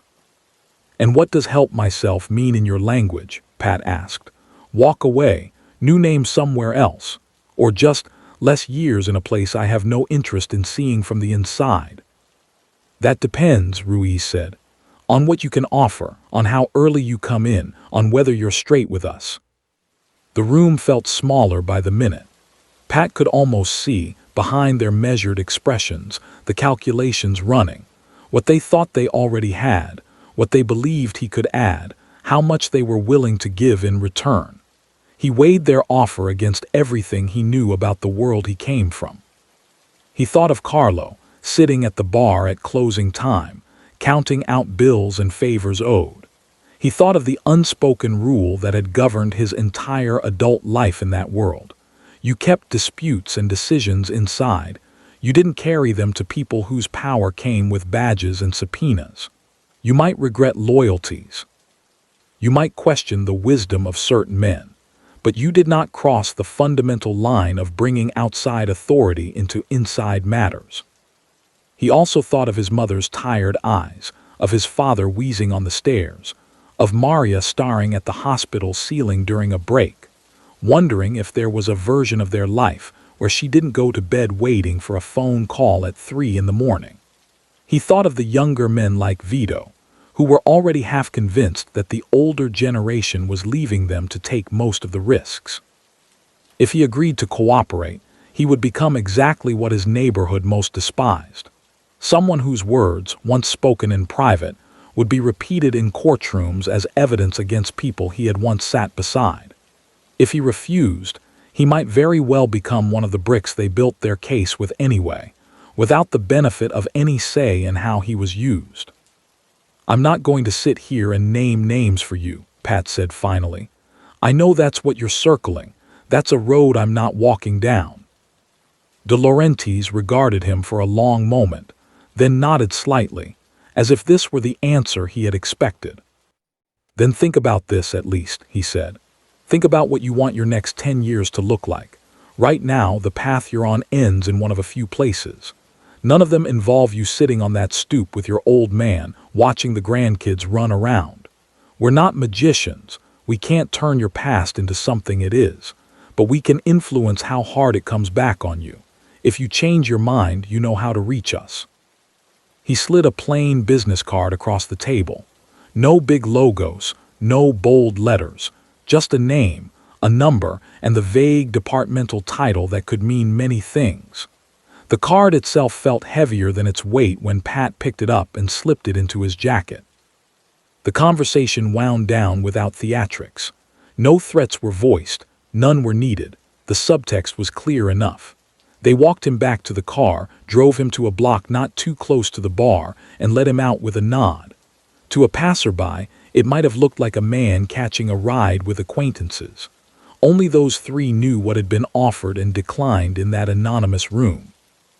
In the days that followed, Pat said nothing to Carlo about the meeting.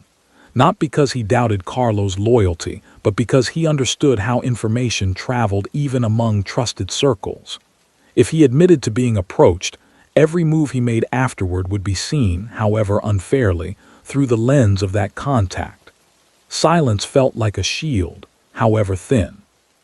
He kept the card buried in his wallet, under a stack of business cards from legitimate enterprises, a mechanic, a printer, a small contractor. Occasionally, when paying a bill or checking a note, he would feel it between his fingers. Smooth, rigid, a reminder that a door remained half open, however unwilling he was to walk through it. Outside his own private calculations, the city's rhythms continued, indifferent to his internal turmoil. Law enforcement pressures mounted in small, often invisible increments. A new assistant district attorney joined Simmons's unit, bringing fresh energy and a talent for organizing scattered data into coherent narratives. A state grant funded additional analysts, who sifted through records with an eye for the kind of patterns older investigators sometimes dismissed as mere coincidence. On the street, some of these shifts registered only as annoyances, more frequent ID checks, increased scrutiny of cash-heavy businesses, odd cars parked just a bit too long on side streets. But beneath those surface irritations, deeper changes were afoot. Bank compliance officers, under pressure from new regulations, began to flag unusual deposit patterns. Small discrepancies in tax filings that had once gone overlooked now triggered inquiries. The threads that connected Pat's world to the official one, even in muted forms like property records and utility bills, were being tugged from multiple angles. Within his circle, an unease spread that was harder to manage than the usual waves of street-level trouble.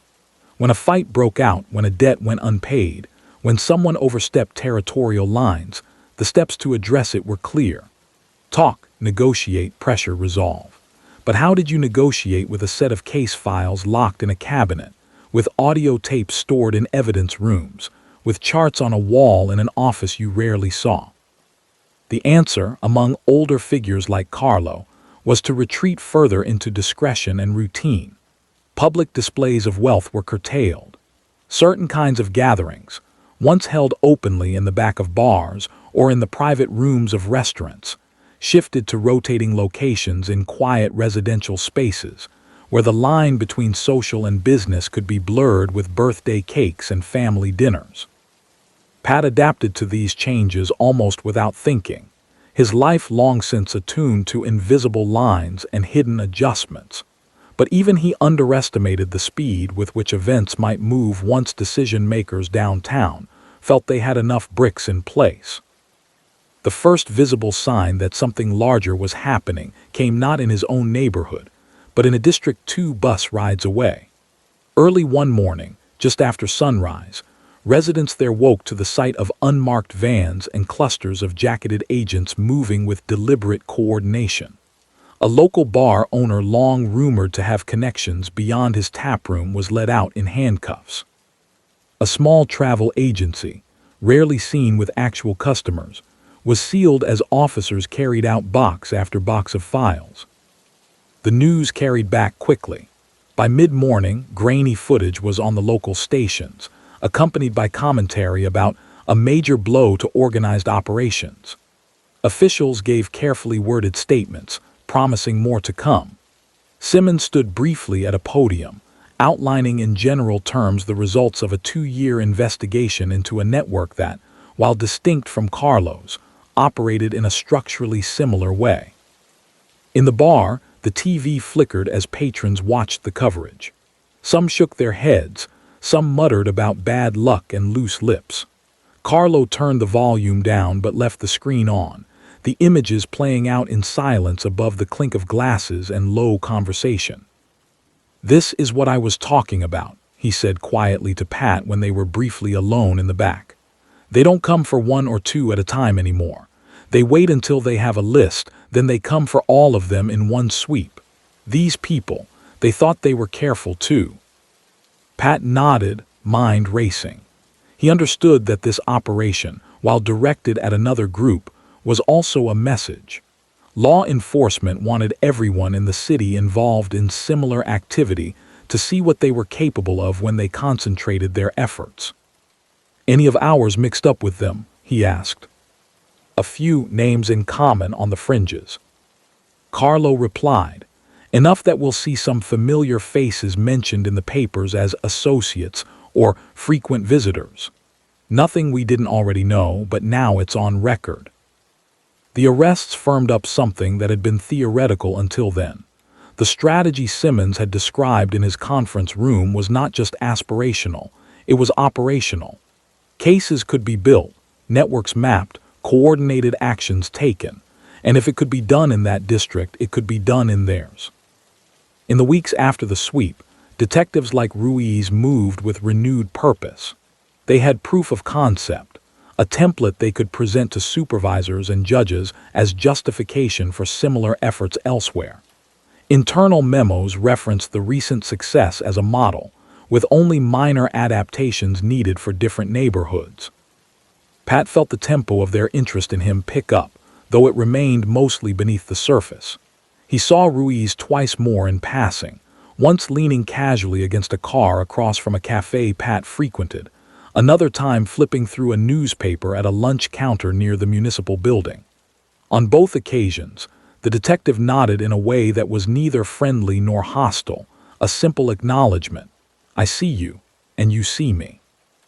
De Laurentiis he did not see again, but his presence lingered in the form of that business card and the memory of his even, reasonable tone. The older man had not blustered or threatened. He had simply laid out a version of the future in which Pat either became part of a case file or helped shape it. That kind of calm certainty was, in some ways, more unsettling than any shouted ultimatum could have been. Back in his personal life, the gap between what Maria knew and what he carried internally grew harder to sustain. She had watched the news of the recent arrests with a taut expression, eyes flicking between the screen and his face. Later, in private, she asked careful questions. Did he know any of them? Was this the kind of thing he could be caught up in? He answered with as much honesty as he felt he safely could. I know a couple by sight, he admitted. Different circles mostly, but it's all connected in how they see it. To them, one bar looks like another. That's what scares me, she said. They don't care if you only, she caught herself, searching for a word that wouldn't turn her sentence into an unwitting confession. If you only do certain things and not others. They just care that you're close enough to draw a line between you and someone they've decided is important. He could not dispute her logic. He also could not promise with any credibility that he was far enough removed to be safe. When she asked if he was thinking of changing anything in light of what had happened, he gave an answer that frustrated them both. I'm being more careful. Careful? It was the word that had governed his life since youth, that Carlo had repeated, that older men had praised him for. Careful had gotten him this far, but in this new era, under this kind of systemic scrutiny, careful might not be enough. The strain began to show in smaller ways. He slept less soundly, waking at noises he would previously have ignored, a car door closing too loudly, footsteps on the stairs. He made more unscheduled detours when walking home, checking if anyone was behind him for more than a block. At the bar, he sometimes caught himself staring at the TV news without really seeing it, lost in mental calculations that seemed, increasingly, to have no satisfying outcomes. Still, he continued. Habit, obligation, and a kind of stubborn loyalty kept him moving along the path he had been on for so long. He met with shopkeepers to mediate disputes, with landlords to ease tensions with tenants, with younger men to warn them away from obvious mistakes. To the casual observer, nothing in his routine suggested impending upheaval. Behind the scenes, however, the files with his name in them grew thicker. Simmons's team compiled timelines, linking his known presence at various locations to incidents that, while not directly chargeable against him, helped paint a picture of involvement in an ongoing enterprise. They noted his meeting patterns, his financial traces, his association with individuals already identified as targets. When the decision finally came to move from investigation to action in Pat's sector of the city, it was made in a conference room much like the one where his photo first went up. Charts were taken down and reorganized into case binders. Warrants were drafted and revised. Supervisors negotiated with prosecutors over scope, sequencing, and coordination with other agencies. The date chosen was arbitrary in some ways, a day when enough personnel were available, when the judge could sign off on the necessary documents, when there were no major public events that would complicate operations. To those involved, it was one more day in a long career. To the people on the receiving end, it would be the day when the slow, hidden build of pressure became something undeniable and concrete. Pat had no way of knowing that such preparations were underway when he woke that morning. He rose to the same cramped apartment, brewed the same bitter coffee in a dented pot, glanced out the same window at the same mix of neighbors heading to work, school, or nowhere in particular. He checked his watch, mentally ticked off his obligations. Brief stop at the bar, A mid-morning meeting with a small-time contractor about unpaid equipment, an afternoon conversation with a landlord worried about a new group lingering on his stoop. He left the apartment with the same practiced scan of the street he always made. Nothing seemed out of place.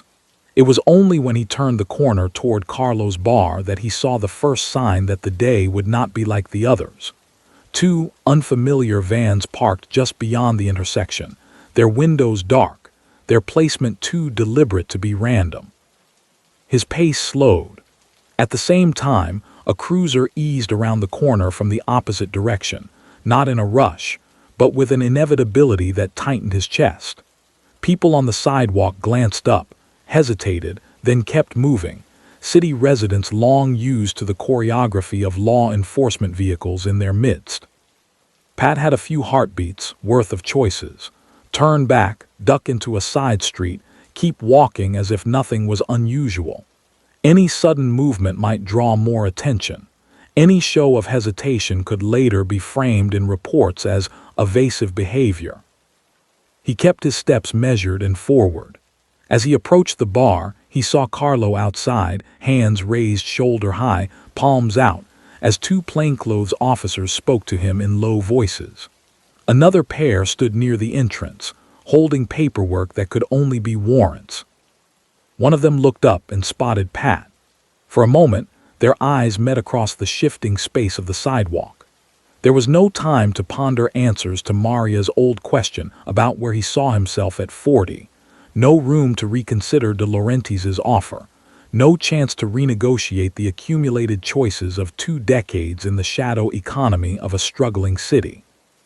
There was only the approaching wave of official action, and his place in it, fixed now in the trajectory of files, charts, and statements assembled far from the streets he knew so well. The moment hung between the two of them, the officer by the door and Pat with a kind of frozen clarity. Then it shattered into motion. "Patrick Spirito," the officer called out, his voice cutting through the low murmur of the street. "Stay where you are." For an instant, muscle memory tugged at old instincts.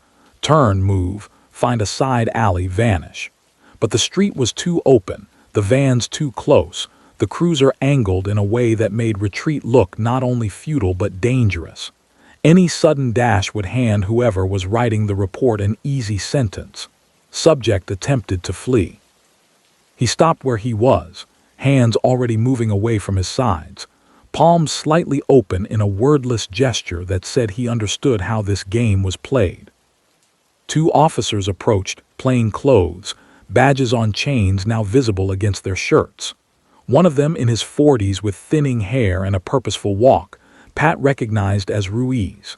The detective's expression held none of the almost collegial tone from the first time they'd met. This was business now, formal and documented. "Patrick Spirito," Ruiz repeated as he closed the distance. "You're under arrest pursuant to a warrant issued by the Superior Court. Turn around and place your hands behind your back." There it was. The language crafted in conference rooms and signed off on in chambers, now delivered on a cracked sidewalk in front of a bar that had been a second home to Pat for most of his adult life. He turned slowly, feeling the weight of eyes on him, from passers-by who had stopped to watch, from neighbors who recognized him, from younger men lingering at the corners who had grown up seeing him as a fixed point in the neighborhood's constant flux. Somewhere, behind one of those upstairs windows, his mother might be peering through a gap in the curtain if word traveled fast enough. He tried not to picture it. The cuffs clicked shut around his wrists, metal against skin, not punitive yet but definite. Ruiz recited his rights in a steady voice. The right to remain silent, that anything he said could be used against him, the right to an attorney, and so on. Pat listened, not because he didn't know the words, but because this time they were for him, not for some distant figure on television. As they guided him toward one of the unmarked sedans, he caught Carlo's eye. The older man stood a few yards away, flanked by 2 officers, his own hands cuffed behind him. Their exchange lasted only a heartbeat, no shouted messages, no dramatic declarations. Just a shared understanding. This was the moment they had both imagined in half-formed flashes over the years. Each hopping it would never quite arrive. The car door closed with a muffled thud, sealing Pat inside a compartment that smelled faintly of vinyl and old coffee. The sounds of the street dropped away, replaced by the hum of the engine and the muted crackle of a radio up front. He stared at the back of Ruiz's head, then turned his gaze to the window as the car pulled away from the familiar block and headed toward the part of the city where official processes lived. They did not take him to the nearest precinct. Instead, the car wound its way downtown, past the courthouse, to the same unremarkable office complex where he had met with De Laurentiis and Ruiz in that anonymous room. The symmetry wasn't lost on him. Last time he had walked involuntarily. This time he arrived with his hands cuffed. Inside he was processed with efficient detachment. Name, date of birth, address. Pockets emptied, wallet, keys, crumpled receipts, that smooth business card with De Laurentiis' number, which an officer examined briefly before dropping into a labeled envelope. That, Pat noted with a wry internal twist, would be an interesting footnote in some file. The man they'd tried to draw in had kept the line to them, even as he'd refused to use it.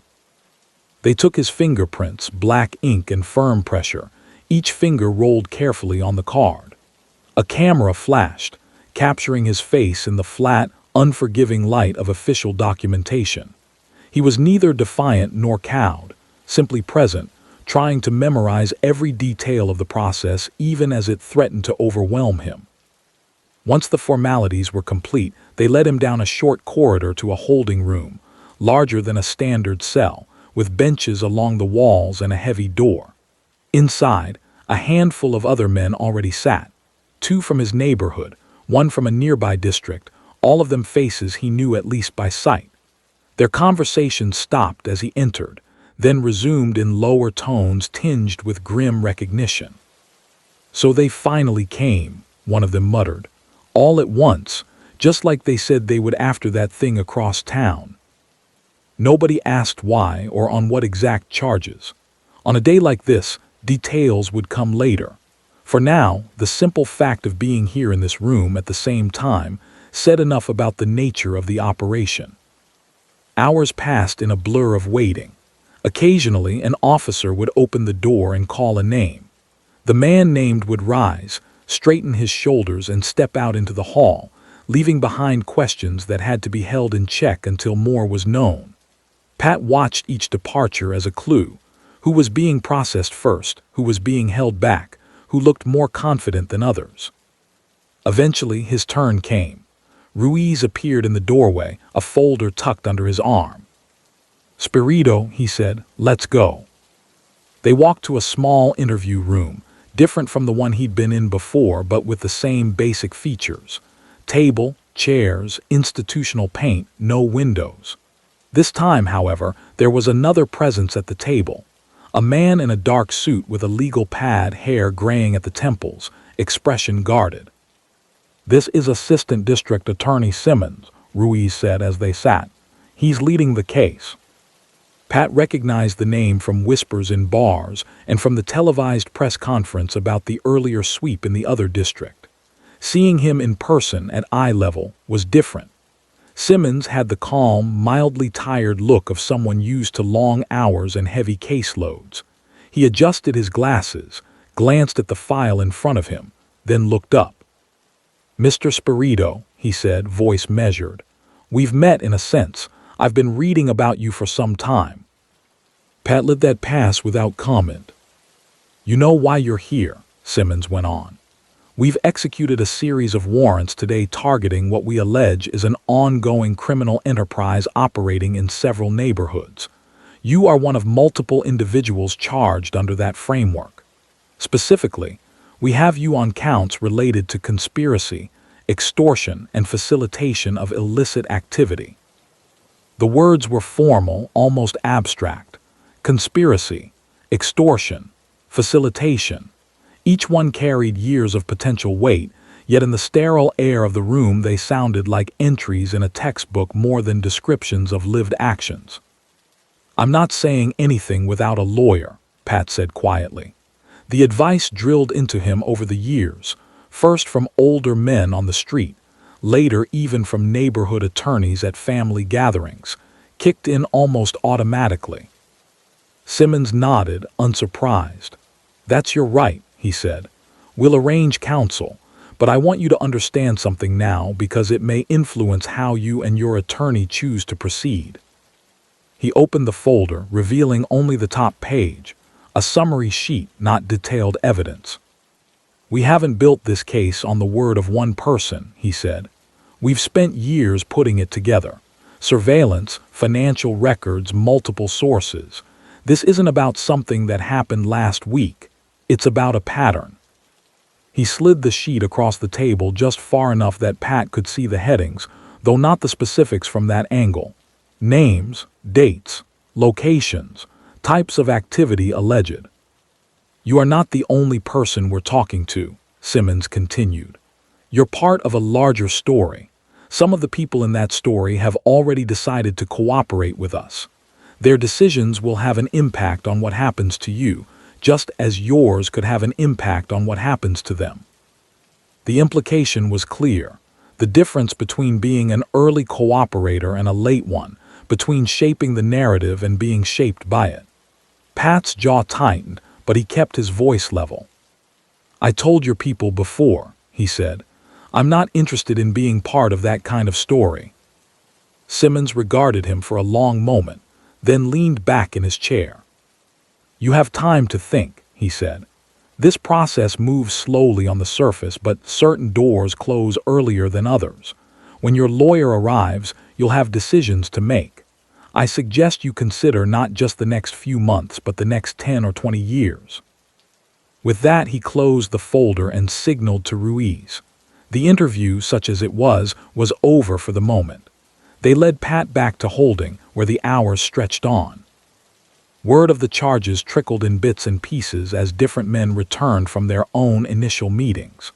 The common thread was clear. The state wasn't treating any of them as isolated offenders. The language being used placed them within a structured organization, with roles and responsibilities that, according to the allegations, fit together into a coherent whole.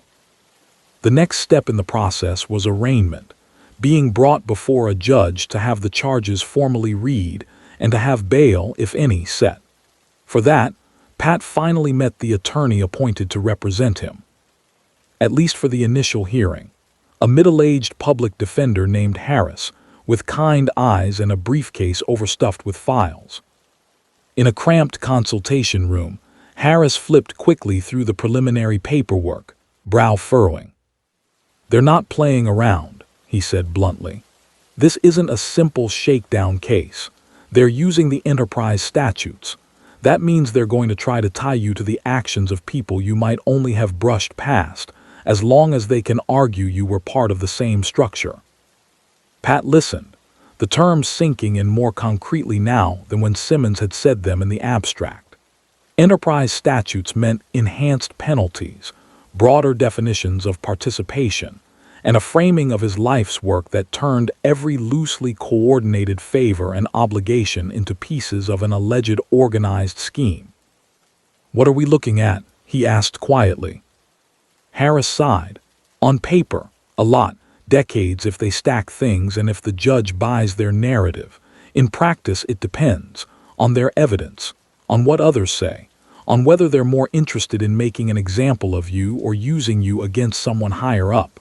I assume they've already floated the idea of cooperation." Pat nodded once.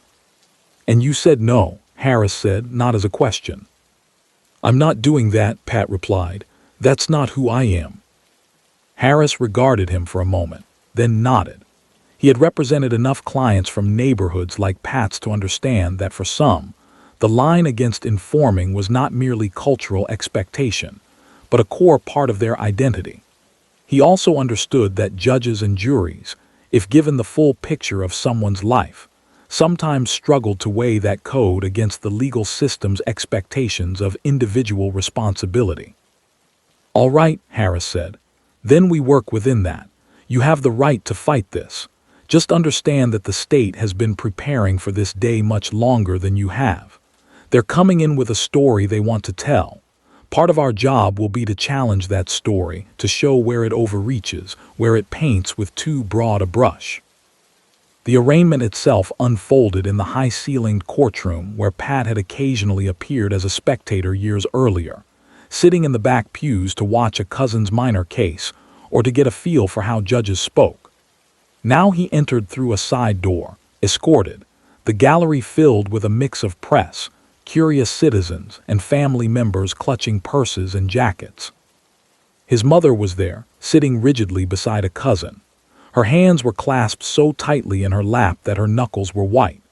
When he entered, her eyes seized on his face, scanning for signs of injury, for any clue about his state of mind. He allowed himself a brief, reassuring nod in her direction before turning his attention back to the front, to the judge seated above. Names were called, charges read, pleas entered, not guilty echoing again and again from defense tables. Bail decisions varied. For some, the judge granted release on bond with conditions. For others, particularly those identified by the prosecution as central figures, bail was denied or set so high as to be effectively unreachable. When Pat's name was called, Simmons rose from the prosecution table, file in hand. Harris stood beside Pat. "Your Honor," Simmons said, "the state opposes bail in this matter, or in the alternative requests a substantial bond. Mr. Spirito is not a peripheral actor. Our evidence places him at the center of key meetings and transactions over a period of years. He has deep ties to the alleged enterprise and significant influence over younger associates. We also believe he has the means, through that network, to evade supervision or interfere with witnesses if released." Harris countered, as expected. "Mr. Spirito is a lifelong resident of this city," he said. "He has family here, including aging parents and strong ties to the community. While the state has chosen to cast his associations in a particular light, they have not alleged that he is violent or that he has personally committed any act that threatens immediate public safety. We request reasonable bail that would allow him to continue supporting his family while he defends himself against these charges." The judge, a woman in her 50s with a reputation for seriousness but not cruelty, listened without visible reaction. She scanned the summary before her, then looked at Pat over the top of her glasses for a long, appraising moment. "Mr. Spirito," she said at last, "the charges against you are serious.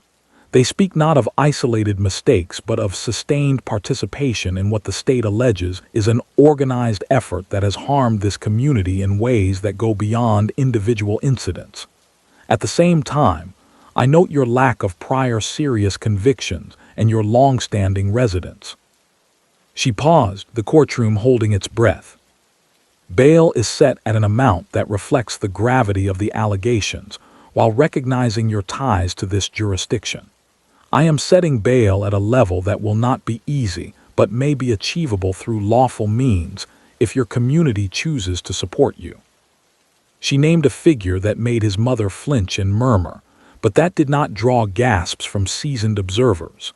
It was high, well beyond anything his immediate family could assemble on their own, but not as astronomical as what had been set for some of the older, more notorious defendants that day. As the gavel sounded briefly to mark the end of the hearing, he allowed himself a slow exhale. He would not be walking out of the courthouse that afternoon, but there was, at least in theory, a path by which he could be on the street again while waiting for trial. In the days that followed, his neighborhood mobilized in ways that revealed both its resilience and its divisions. Some relatives and old friends visited his mother's apartment, offering what they could: small contributions, introductions to bail bondsmen, advice based on their own past brushes with the system. Others kept their distance, wary of being seen as too closely aligned with someone now formally branded a central figure in an organized enterprise. Maria came too, her presence a mixture of comfort and pain. She visited him during the limited hours permitted at the detention facility, sitting across from him at a metal table scarred with years of other conversations. The fluorescent lights and ever-present hum of HVAC made time feel strangely suspended. "They're saying your name on the news," she said quietly during one of those visits, using terms like alleged lieutenant and key organizer. He gave a small, humorless smile. "They like their labels," he said. "Helps make sense of things for people watching at home." "Is it true?" she asked, eyes locking onto his. "Not the words they use, but what they're trying to describe. Are you what they think you are?" It was not a question about legal categories. It was about who he had allowed himself to become over years of incremental choices.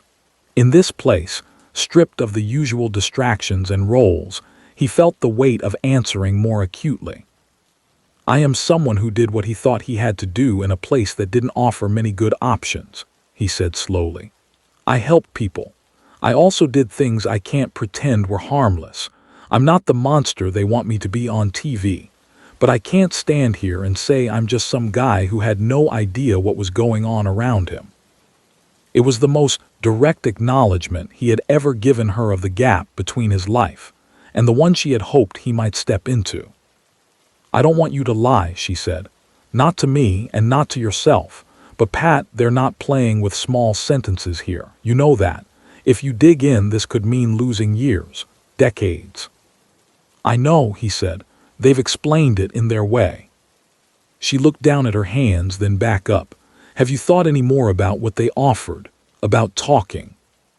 He shook his head. "Even if I wanted to, which I don't, it wouldn't be simple. It wouldn't just be about me and them. It would pull in everyone I've ever sat in a room with. You think I could live with that? You think I'd be safer on some other block with a different name, waiting for a face from this city to show up one day?" She didn't argue.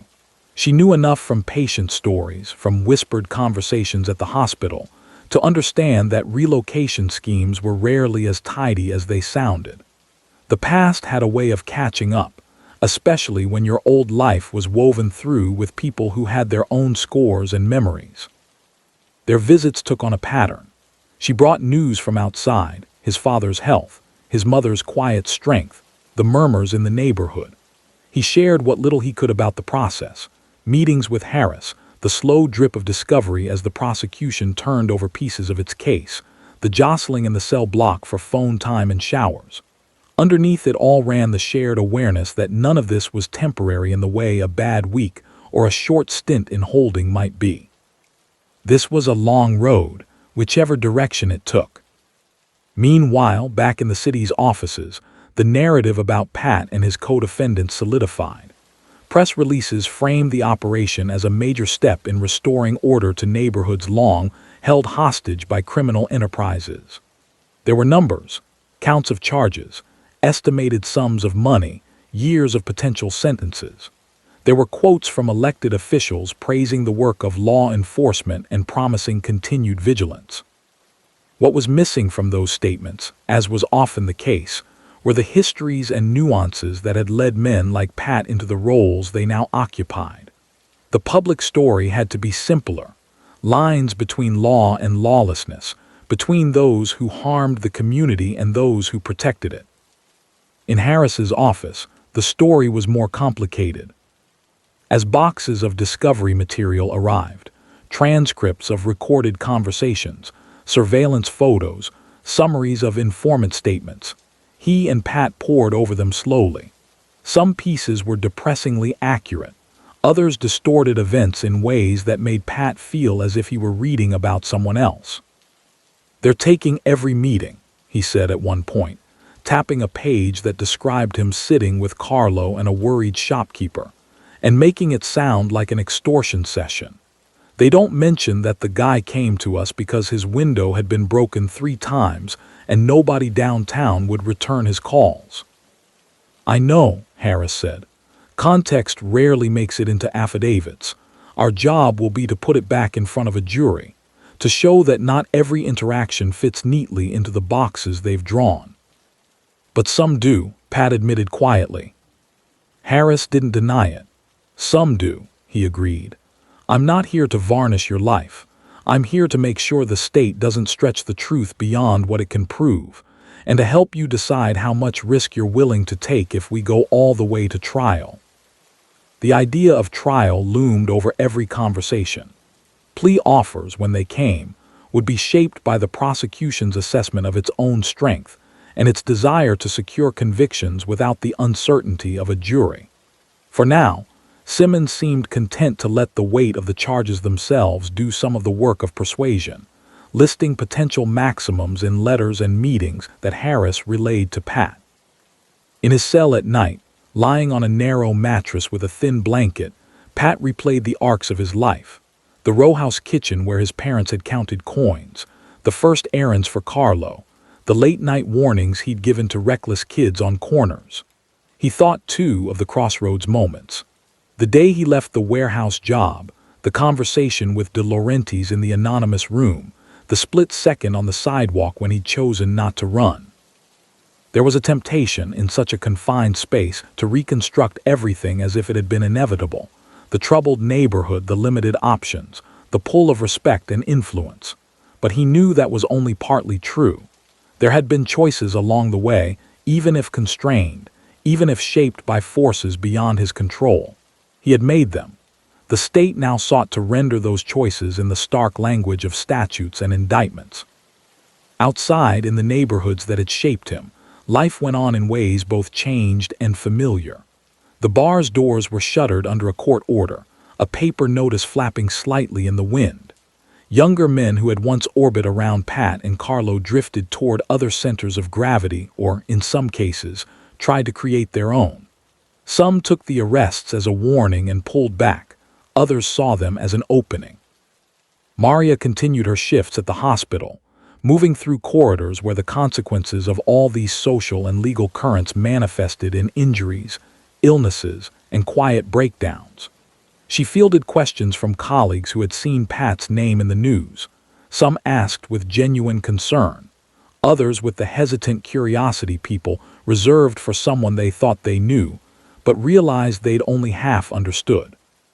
His mother went to church more often, lighting candles for her son, her husband, and a city that seemed perpetually on the edge of either collapse or renewal. His father, wrestling with his own guilt and frailty, tried to reconcile the boy he had raised with the man described in the papers. He remembered the times he'd told Pat that honest work would protect him, and wondered what it meant that the most honest work he'd been able to offer his son had been a low-paying warehouse job that felt like a dead end. In the prosecutor's office, Simmons moved on to the next phase, refining the case, anticipating defenses, deciding how much to reveal publicly and how much to hold back for trial. To him, Pat was one important piece in a larger effort to send a message about continuity and consequence. He did not hate the man whose name appeared on his files. If anything, he felt a measure of sober respect for how clearly Pat seemed to understand his position and the options before him, even while rejecting the one that might make Simmons's job easier. In a quieter corner of that same building, De Laurentiis read the daily reports of arrest processing and arraignments.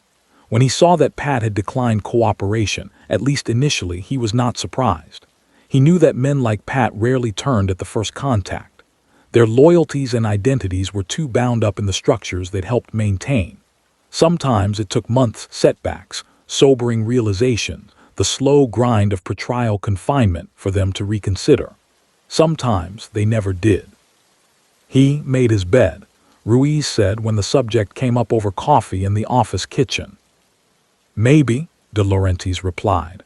Or maybe he's still deciding what it looks like.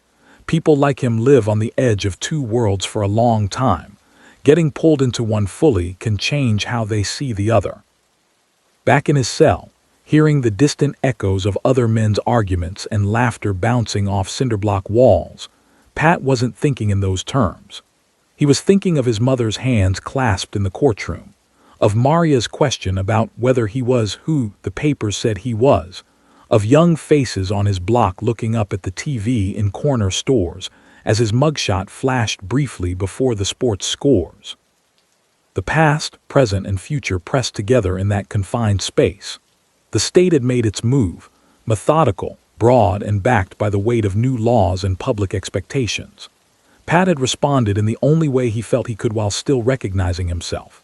Now, in the long stretch before any verdict, his life would be defined not by the daily improvisations of neighborhood problem-solving, but by a slower, more rigid timetable of hearings, motions, and negotiations. The city outside would not wait for him. It would continue to evolve, economically, politically, socially, shaped by forces as impersonal and persistent as the ones that had guided him to this point. How and if he would re-enter that landscape in a different role would depend not only on what happened in court, but on how he chose to interpret this new chapter in the story of a life spent at the intersection of informal power and formal authority in an era that had grown impatient with the ambiguities of both. Pretrial life settled into a rhythm that was both numbing and relentlessly introspective. Days were marked not by the flow of neighborhood errands and barroom conversations, but by institutional routines, counts at fixed hours, meals on plastic trays, the soft thud of mail being slid through slots, the distant clang of doors that never fully closed on anyone's mind. For a man who had spent years measuring time by who needed what and when. The new calendar, dominated by court dates, lawyer meetings, and the slow trickle of discovery, felt alien, rigid, and yet, in its own way, disconcertingly empty. Letters became a lifeline. His mother wrote in careful, looping script, avoiding both details about the case and direct expressions of fear. Instead, she filled pages with small reports, which neighbor had asked about him, how the weather had turned, the priest's latest homily on endurance. Between the lines, though, he could read the strain, the way she mentioned his father's cough 3 times in one paragraph, or how she returned more than once to the idea that we have to believe this isn't the end of your story. Maria's letters were different. They were fewer, longer, and more conflicted. She wrote about her shifts at the hospital, about the bureaucratic frustrations that made her want to scream, about the satisfaction of helping a patient through a rough night. She wrote about the city as she saw it from the vantage point of the emergency room. The endless stream of people brought in from the streets, some clearly entangled in the same world that had pulled Pat under, others simply worn down by poverty, bad luck, or neglect. She did not avoid the subject of his case, but she approached it obliquely. "I keep hearing phrases like sending a message on the news," one letter read. "I know they want people to see what's happening to you as proof that the system is working. I don't know how to square that with the man I know, or with the patients I see whose lives are shaped by a dozen different failures that never make it into a courtroom." He read and reread her words, tracing her sentences with his eyes until he could almost hear her voice in the quiet of his cell. He wrote back with as much honesty as the setting allowed, describing his days, his meetings with Harris, the way the case looked when refracted through the cold light of legal strategy rather than the hooded glances of the street. He did not ask her to wait. He knew better than to assume that the years ahead, however many they turned out to be, could be mapped neatly onto anyone's personal timeline. Harris came often, his briefcase a little more battered each time. He brought updates, new recordings turned over by the prosecution, additional witness statements, internal memos reluctantly produced under court orders. Together, they tried to assemble these pieces into a picture that would make sense to a jury. "You have to understand how they're going to frame you," Harris said one afternoon, spreading out photocopied excerpts on the metal table between them. "They're not going to talk about you helping some old man sort out a rent problem. They're going to talk about control, about enforcement of payments, about operating with the implied threat of reprisal." He tapped a page from an informant's statement. "Here, he mentions you telling someone, 'You know what happens if you stop paying.' You and I know that sentence in that context might have been more warning than direct threat, but read by 12 strangers after days of hearing about the structure of this alleged enterprise, it sounds very different." Pat studied the words. He could remember the conversation vaguely, the frustration of trying to keep a hot-headed associate from making a bad situation worse, the need to invoke the reality of consequences without encouraging anything extreme. It had been, at the time, one more in a long series of attempts to keep small disputes from turning into unpredictable crises. Now, stripped of context and delivered through someone else's memory, it was a piece of evidence. "What are they offering?" he asked quietly. "If I don't fight, if I take something?" Harris exhaled slowly.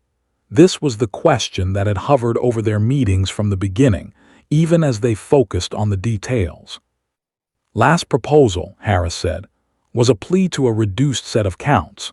You'd be admitting to participation in the enterprise, to specific acts of extortion, in exchange for a recommended sentence in the low to mid-teens.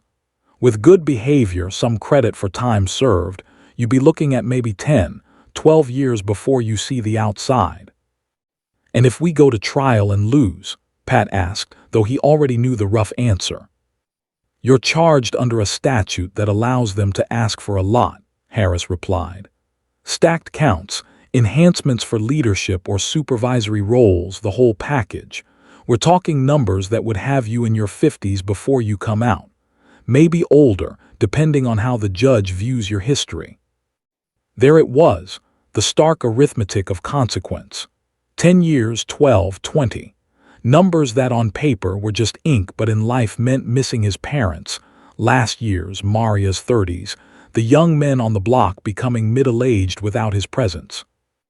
"And cooperation?" Pat asked, the word bitter in his mouth.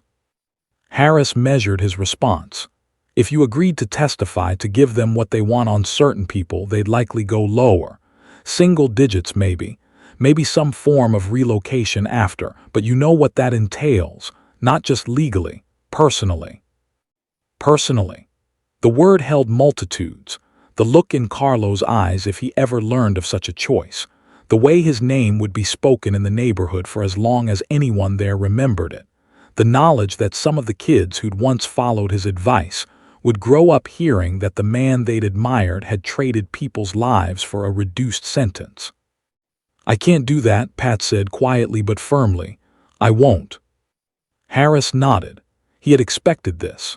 In truth, he might have been more unsettled if Pat had readily embraced the idea of cooperation after years of living by a rigid, if morally complicated, code. The path they were on would be harder, but at least it matched the man's internal compass. "Then the question is," Harris said, "whether you can live with the other compromise, admitting to a story that isn't exactly how you tell it, in exchange for a finite stretch instead of gambling on a jury's interpretation of all this." The idea of standing in open court, answering guilty, when asked about charges crafted by people who had never set foot in his neighborhood except to observe and record, made something in Pat recoil. Yet the alternative, years rolled like dice in a system that often turned on split-second impressions and carefully shaped narratives, was hardly more appealing. He thought of Maria's question during that early visit. Did he see himself doing this at 40? At the time, this had meant the life he was living on the outside, bars, back rooms, constant negotiation. Now, this took on a different meaning. Strip searches, metal trays, the echo of clanging doors. Did he see himself here at 40? Was the difference between walking out at 50 instead of 60 worth bending his neck to words he didn't fully own? Weeks bled into months. Bail efforts faltered. The figure set was simply beyond what his scattered network could lawfully assemble without drawing further scrutiny. The younger men who might once have been expected to rally were themselves under pressure, watched, or simply too wary of exposing their own precarious situations. Inside, the pretrial population shifted as new cases came in, and old ones worked their way through the system. Pat saw faces from his past come and go. An old classmate picked up on a separate charge, a sometime associate caught in a sweep, even one of the younger men who had once argued with him in an alley about generational fairness. They exchanged nods, brief words, sometimes longer conversations when schedules and housing assignments aligned. From some, he heard the early rumblings of how the neighborhood had adjusted in his absence.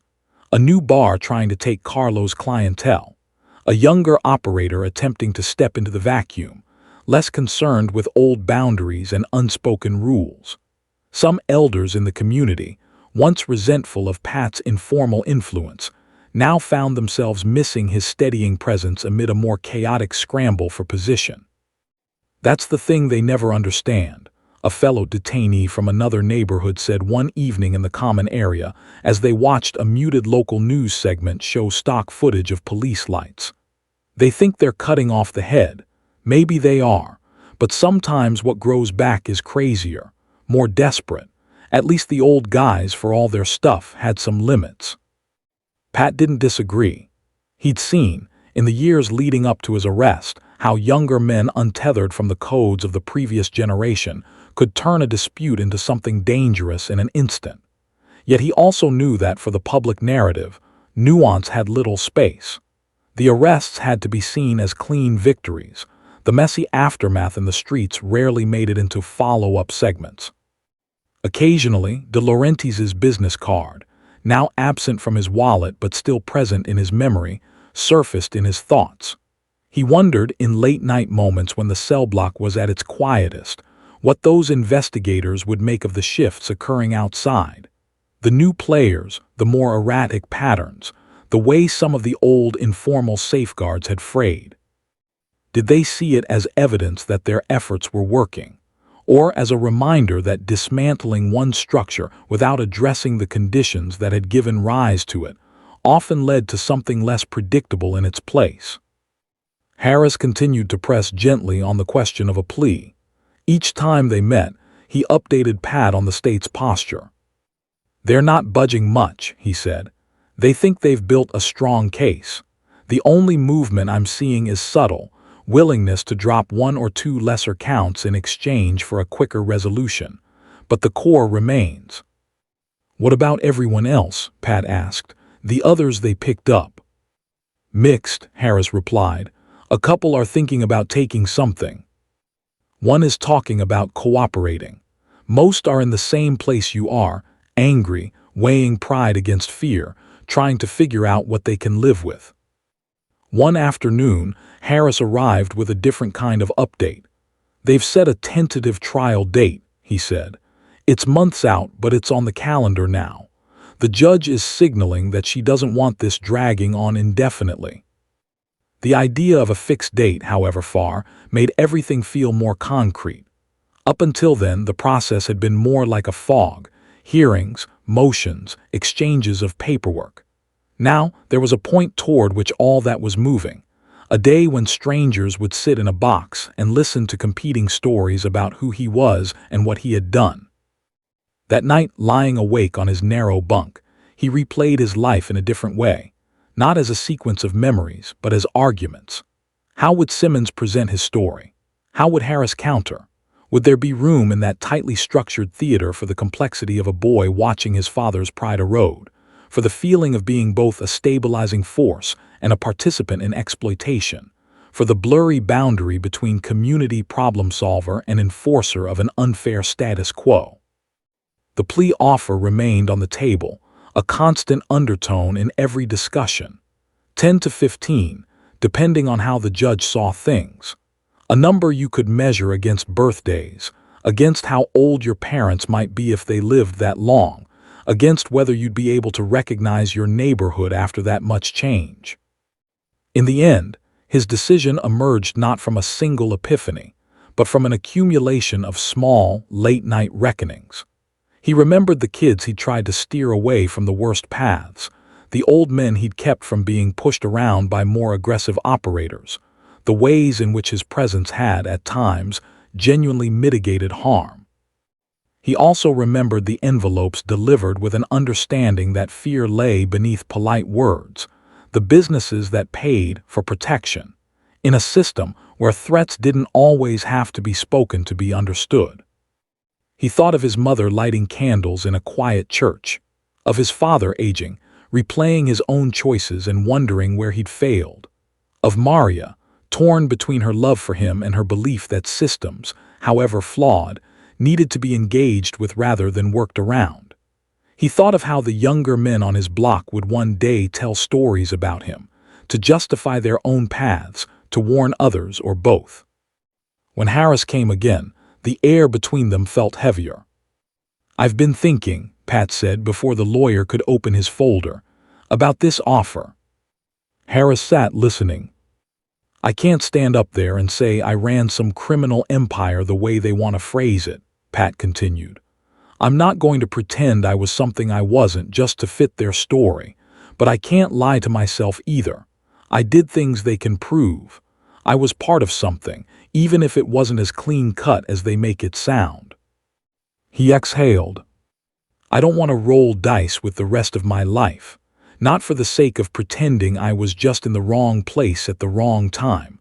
I made choices. I'm not going to help them bury people with my words, but I'm not going to pretend I'm innocent either." Harris nodded slowly. "You're saying you're willing to plead to some version of what they're charging," he said, "if we can negotiate the language and the sentence to something you can live with." "Yes," Pat said. "I want the record to reflect some part of the truth, that this wasn't some faceless syndicate, that some of what we did kept worse things from happening.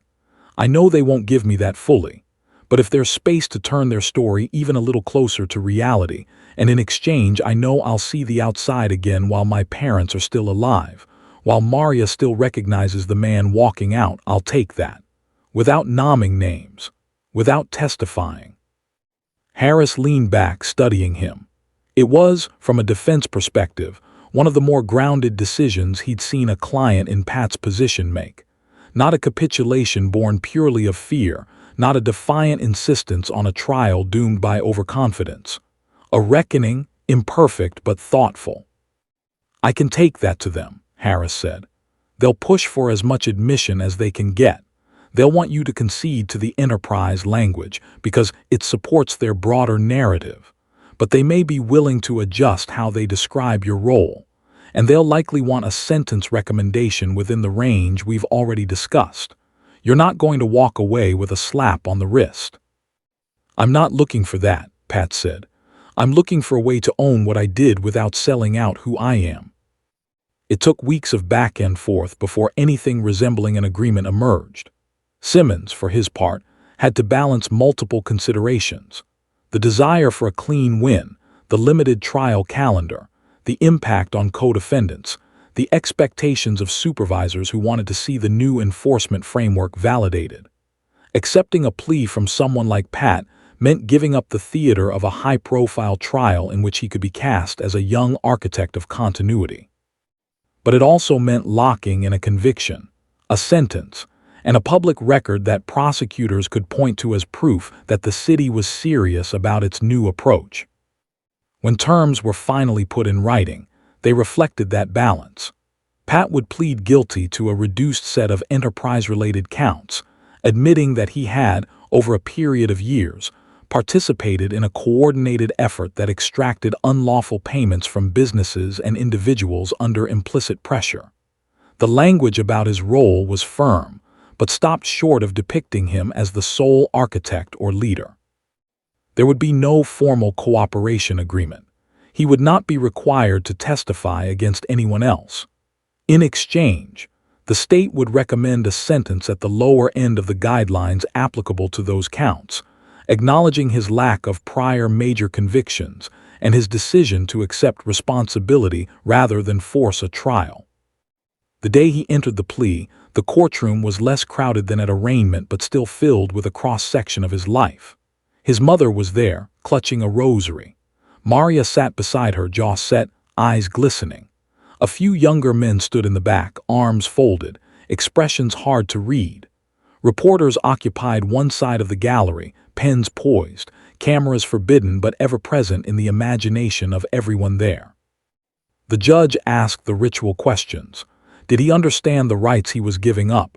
Did he understand the potential penalties? Had anyone threatened him or promised him anything beyond what was in the written agreement? To each, he answered clearly, yes, yes, no. Then came the statement. In your own words, the judge said, what are you admitting that you did? He swallowed, throat dry, and spoke into the hushed room. I'm admitting that over a number of years, he said. I was part of an arrangement in my neighborhood where businesses and individuals were expected to make payments. Those payments weren't always voluntary. People understood there would be problems if they stopped. I knew that. I helped organize some of those collections. I also got involved when there were disputes, trying to keep them from getting out of hand. I told myself we were keeping things from being worse, but I knew it wasn't lawful. I kept doing it anyway. There was a simplicity to the words that cut through the legal jargon that had surrounded the case. It wasn't the full story. It left out the quieter acts of protection, the countless small negotiations that had nothing to do with money, the ways in which his informal authority had sometimes patched gaps left by absent or overwhelmed institutions. It also left out the fear he'd seen in people's eyes when they paid, the weight of knowing that problems included consequences no one wanted to speak aloud. When he finished, the judge regarded him for a moment that felt longer than it likely was. "Thank you, Mr. Spirito," she said. "The court accepts your plea as knowing and voluntary." Sentencing was set for a later date, to allow for the preparation of pre-sentence reports and impact statements. In the interim, he was led back along the now familiar corridors to his cell, the echo of his own words still ringing in his ears. From the prosecution's perspective, the plea was a success. It bolstered their broader case against remaining defendants, provided a public acknowledgement that supported their narrative of organized continuity, and avoided the uncertainties of trial. For Simmons, it was another step in a campaign he believed, sincerely, was necessary to reclaim neighborhoods from what he saw as corrosive parallel systems of power. In the neighborhood, reactions were mixed. Some saw the plea as confirmation of everything they'd heard, proof that the man they'd once turned to in times of trouble had, in the eyes of the law, been part of the trouble all along. Others viewed it through a more complicated lens, an act of acceptance from someone who could have tried to tie up the courts with denials, an attempt to shield others by not naming names, a way of carving out a measure of agency in a process designed to reduce individual histories to case numbers. Maria came to see him after the plea, sitting across from him in the same echoing visitation room. There was a heaviness between them, but also a strange sense of clarity, as if an unspoken argument had finally been aired. "You told the truth," she said, "or at least as much of it as they would let you fit into their boxes." "I told a version," he replied, "enough to match what they can prove, not enough to make it sound like it all made sense."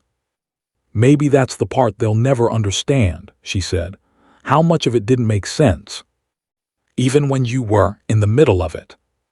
He looked at her, taking in the lines of worry at the corners of her eyes, the tired strength in her posture. Whatever the future held for their relationship, whether it bent and held under the coming years or eventually snapped under the strain, he felt a gratitude that she had seen him not only as a defendant in a case, but as a man whose life reflected the tangled choices and pressures of a particular time and place. Sentencing, when it came, was merciful in some ways and harsh in others. The judge cited his plea, his lack of prior major convictions, and letters attesting to his role in mediating disputes and helping neighbors. She also spoke of the harm caused by systems that, however they justified themselves, operated outside democratic accountability and exploited both fear and institutional neglect. In the end, she imposed a sentence within the agreed range, long enough to mark him indelibly, to ensure he would miss a significant portion of his middle years, but not so long as to erase the possibility of a life lived on the outside with enough time and vigor left to matter. As he was led away from the courtroom for the last time, the path ahead, years of incarceration, followed by the uncertain terrain of re-entry into a city that would have changed again, loomed vast and unknowable. The label of notorious figure, now officially attached to his name in public records, would follow him wherever he went. So too would the quieter, more personal stories of a boy in a cramped kitchen listening to adults talk about lost jobs, of a young man trying to keep his block from slipping entirely into chaos, of a person who had become both a stabilizing presence and part of a system the state could not tolerate. The city, for its part, would continue to wrestle with the same underlying tensions that had shaped his life. Economic abandonment, institutional mistrust, the appeal of alternative structures of power when official ones failed to deliver. His case would be cited in reports and speeches as evidence that a new era of law enforcement had arrived. Whether, in the long view, it would be remembered as a turning point in the city's fortunes, or simply as one episode in a continuing struggle between formal authority and informal necessity, would depend on forces far beyond the walls he was now entering for the long term. For Pat, the task ahead was more immediate and personal, to find a way to live with what he had done, what had been done to him, and what remained possible in the years that the judge's sentence had left him. The era that had formed him, the factories closing, the bars filling, the quiet arrangements in back rooms and alleys, was passing. What came next, for the city and for him, would be shaped by people who had watched from the sidelines, grown up in the aftermath, or, like him, emerged from it marked but not entirely defined by the roles they had once played. Prison imposed a new geography on Pat's life. The city he had known so intimately, every corner, every doorway, every shifting alliance, was transformed into something distant and abstract, a name on a return address, a hazy skyline glimpsed only when a transport van passed a certain stretch of highway. Inside, the world shrank to tiers and blocks, mess halls and rec yards, the strict choreography of counts and lockdowns. Yet even there, the same basic questions pressed in. Who are you here? What do you owe? What do you refuse to become? At first, the adjustment was pure survival. He learned the routines, the informal rules that overlaid the official ones. He kept his eyes open without starring, his posture relaxed without inviting challenge. His reputation preceded him in faint outline. Some guards and inmates knew his name from the papers, but in prison, headlines faded quickly. What mattered was how you carried yourself in the present. He was older than many of the men he encountered on his tier, young enough still to be tested, old enough to be asked for advice. To some, he represented the old way they had heard about but never seen directly, a time when organized structures, for all their abuses, enforced certain limits. They asked about names, about legends, about whether the stories they'd grown up with bore any resemblance to reality. He answered sparingly, careful not to romanticize what had brought him here. I did what I did in a time when it felt like there weren't many choices, he would say when pressed. But don't kid yourself that there was a golden age. People got hurt then too. The difference now is that everyone's doing their own thing and nobody, thinking 10 minutes past the next dollar. Letters continued to tether him to the outside. His mother's handwriting grew shakier but remained steady in its love. She wrote of church fundraisers, of neighbors' children growing up, of the small satisfactions of everyday life. His father's notes were fewer, shorter, stubborn pride distilled into a sentence or two about the game on Sunday, or a memory from Pat's childhood that surfaced as he sat in the apartment alone. Maria's letters changed texture over time. In the early years, they were full of the future they were trying to protect, talk of her rotations, of neighborhoods she might move to, of how they would navigate his release when the time came. As the years passed, the tone shifted, more grounded in present realities, less in shared plans. She visited when she could, but the strain of building a career, supporting extended family, and carrying the emotional weight of his sentence took a toll. When eventually, she told him she had started seeing someone else, she did it in person, sitting across from him under the harsh lighting of the visiting room, hands clasped so tightly that her knuckles were white. I can't pretend I'll be frozen in time for 10, 12 years, she said, tears in her eyes but voice steady. I love you. That's not a switch. But I also need a life that isn't always waiting on mail call and count. He absorbed the words with a quiet that unnerved her. I always knew this was possible, he said finally. You don't owe me a sentence that matches mine. I want you to be happy even if it's not with me. Just don't let them turn what I did into something simple in your mind. It was never simple. She shook her head. It never was, she said. That's what hurts the most. They stayed in touch, though less often. Their connection shifted from romantic to something more fragile and oddly enduring. Two people who had shared a formative chapter, now watching each other's lives settle into different tracks. News from the neighborhood reached him in fragments. Carlo, older than Pat and already worn by years of stress, did not fare as well inside. His health deteriorated. Eventually, word came that he had died after a brief illness in the prison infirmary. There were no big funerals. No wakes crowded with half-respectful, half-fearful guests. Just a short notice, a few quiet memorials in corners of the city where his name still meant something.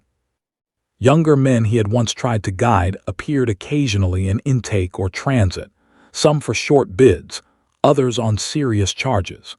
They brought tales of a city still struggling, of new operators who were more violent and less strategic, of police tactics that were both more visible and more technology-driven, of programs and initiatives that promised renewal but rarely reached their blocks in meaningful ways. From time to time, Pat heard his own name invoked in their stories. "They still talk about you," one said. "Some say you kept things from getting completely out of hand. Others say you just dressed up the same old thing in nicer words." He shrugged. "Both can be true," he said. "Just don't waste your own time arguing about my story. Figure out yours." As the years went on, he found himself gravitating toward roles that drew on the parts of him that had once made him valuable on the outside. His ability to listen, to read situations, to diffuse tension. In the yard, he stepped between brewing fights, not as an enforcer, but as someone who could translate slights and misunderstandings before they turned into stabbings and lockdowns. In group programs, anger management, substance counseling, basic education, he spoke up not to impress staff, but to offer younger men a different lens on the narratives that had drawn them into cycles of harm. He did not recast himself as a saint or martyr. When facilitators asked him to talk about accountability, he did so without euphemism. "I told myself I was keeping the peace," he would say.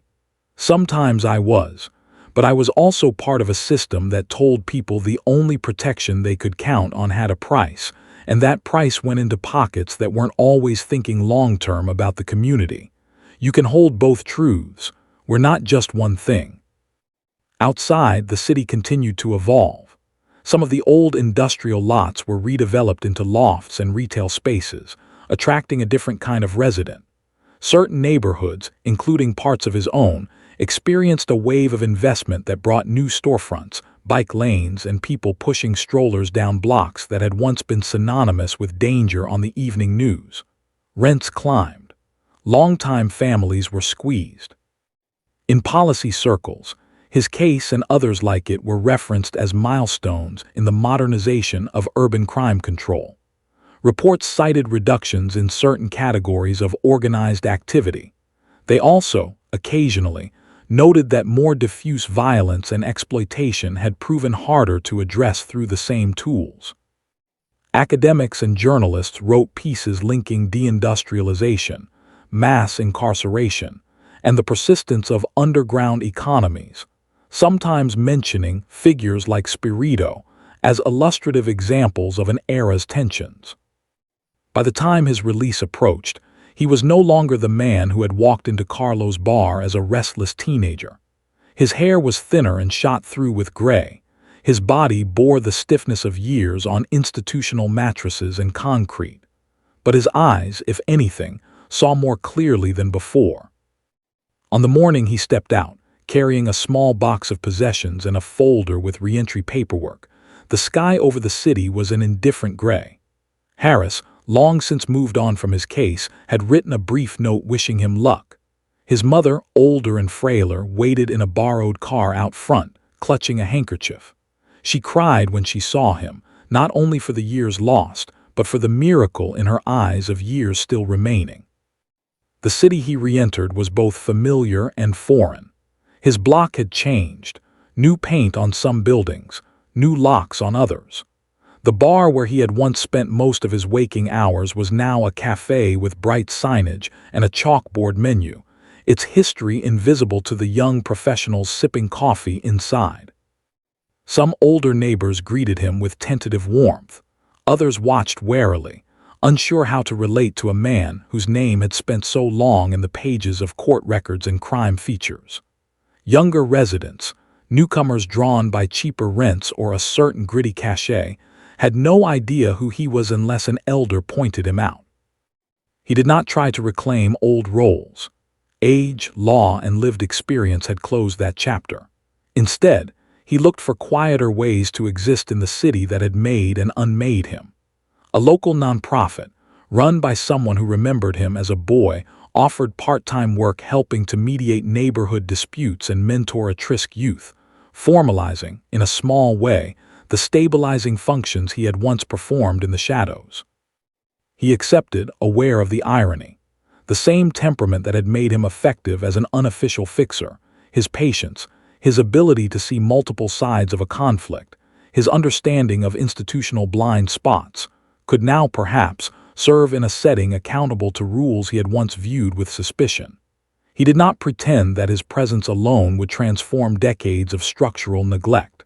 But he could, in individual lives, help tilt a decision here, a perspective there. Occasionally, someone would ask him directly about his past, a teenager on the edge of joining a crew, a grad student researching urban policy, a neighbor trying to understand the stories they'd heard.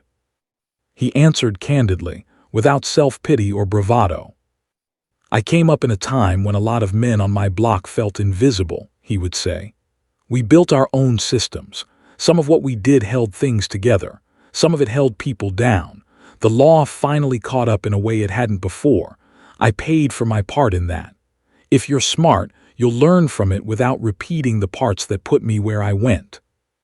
In the end, the legacy of Pat Spirito was not a simple morality tale of good versus evil, nor a romantic saga of an underworld code.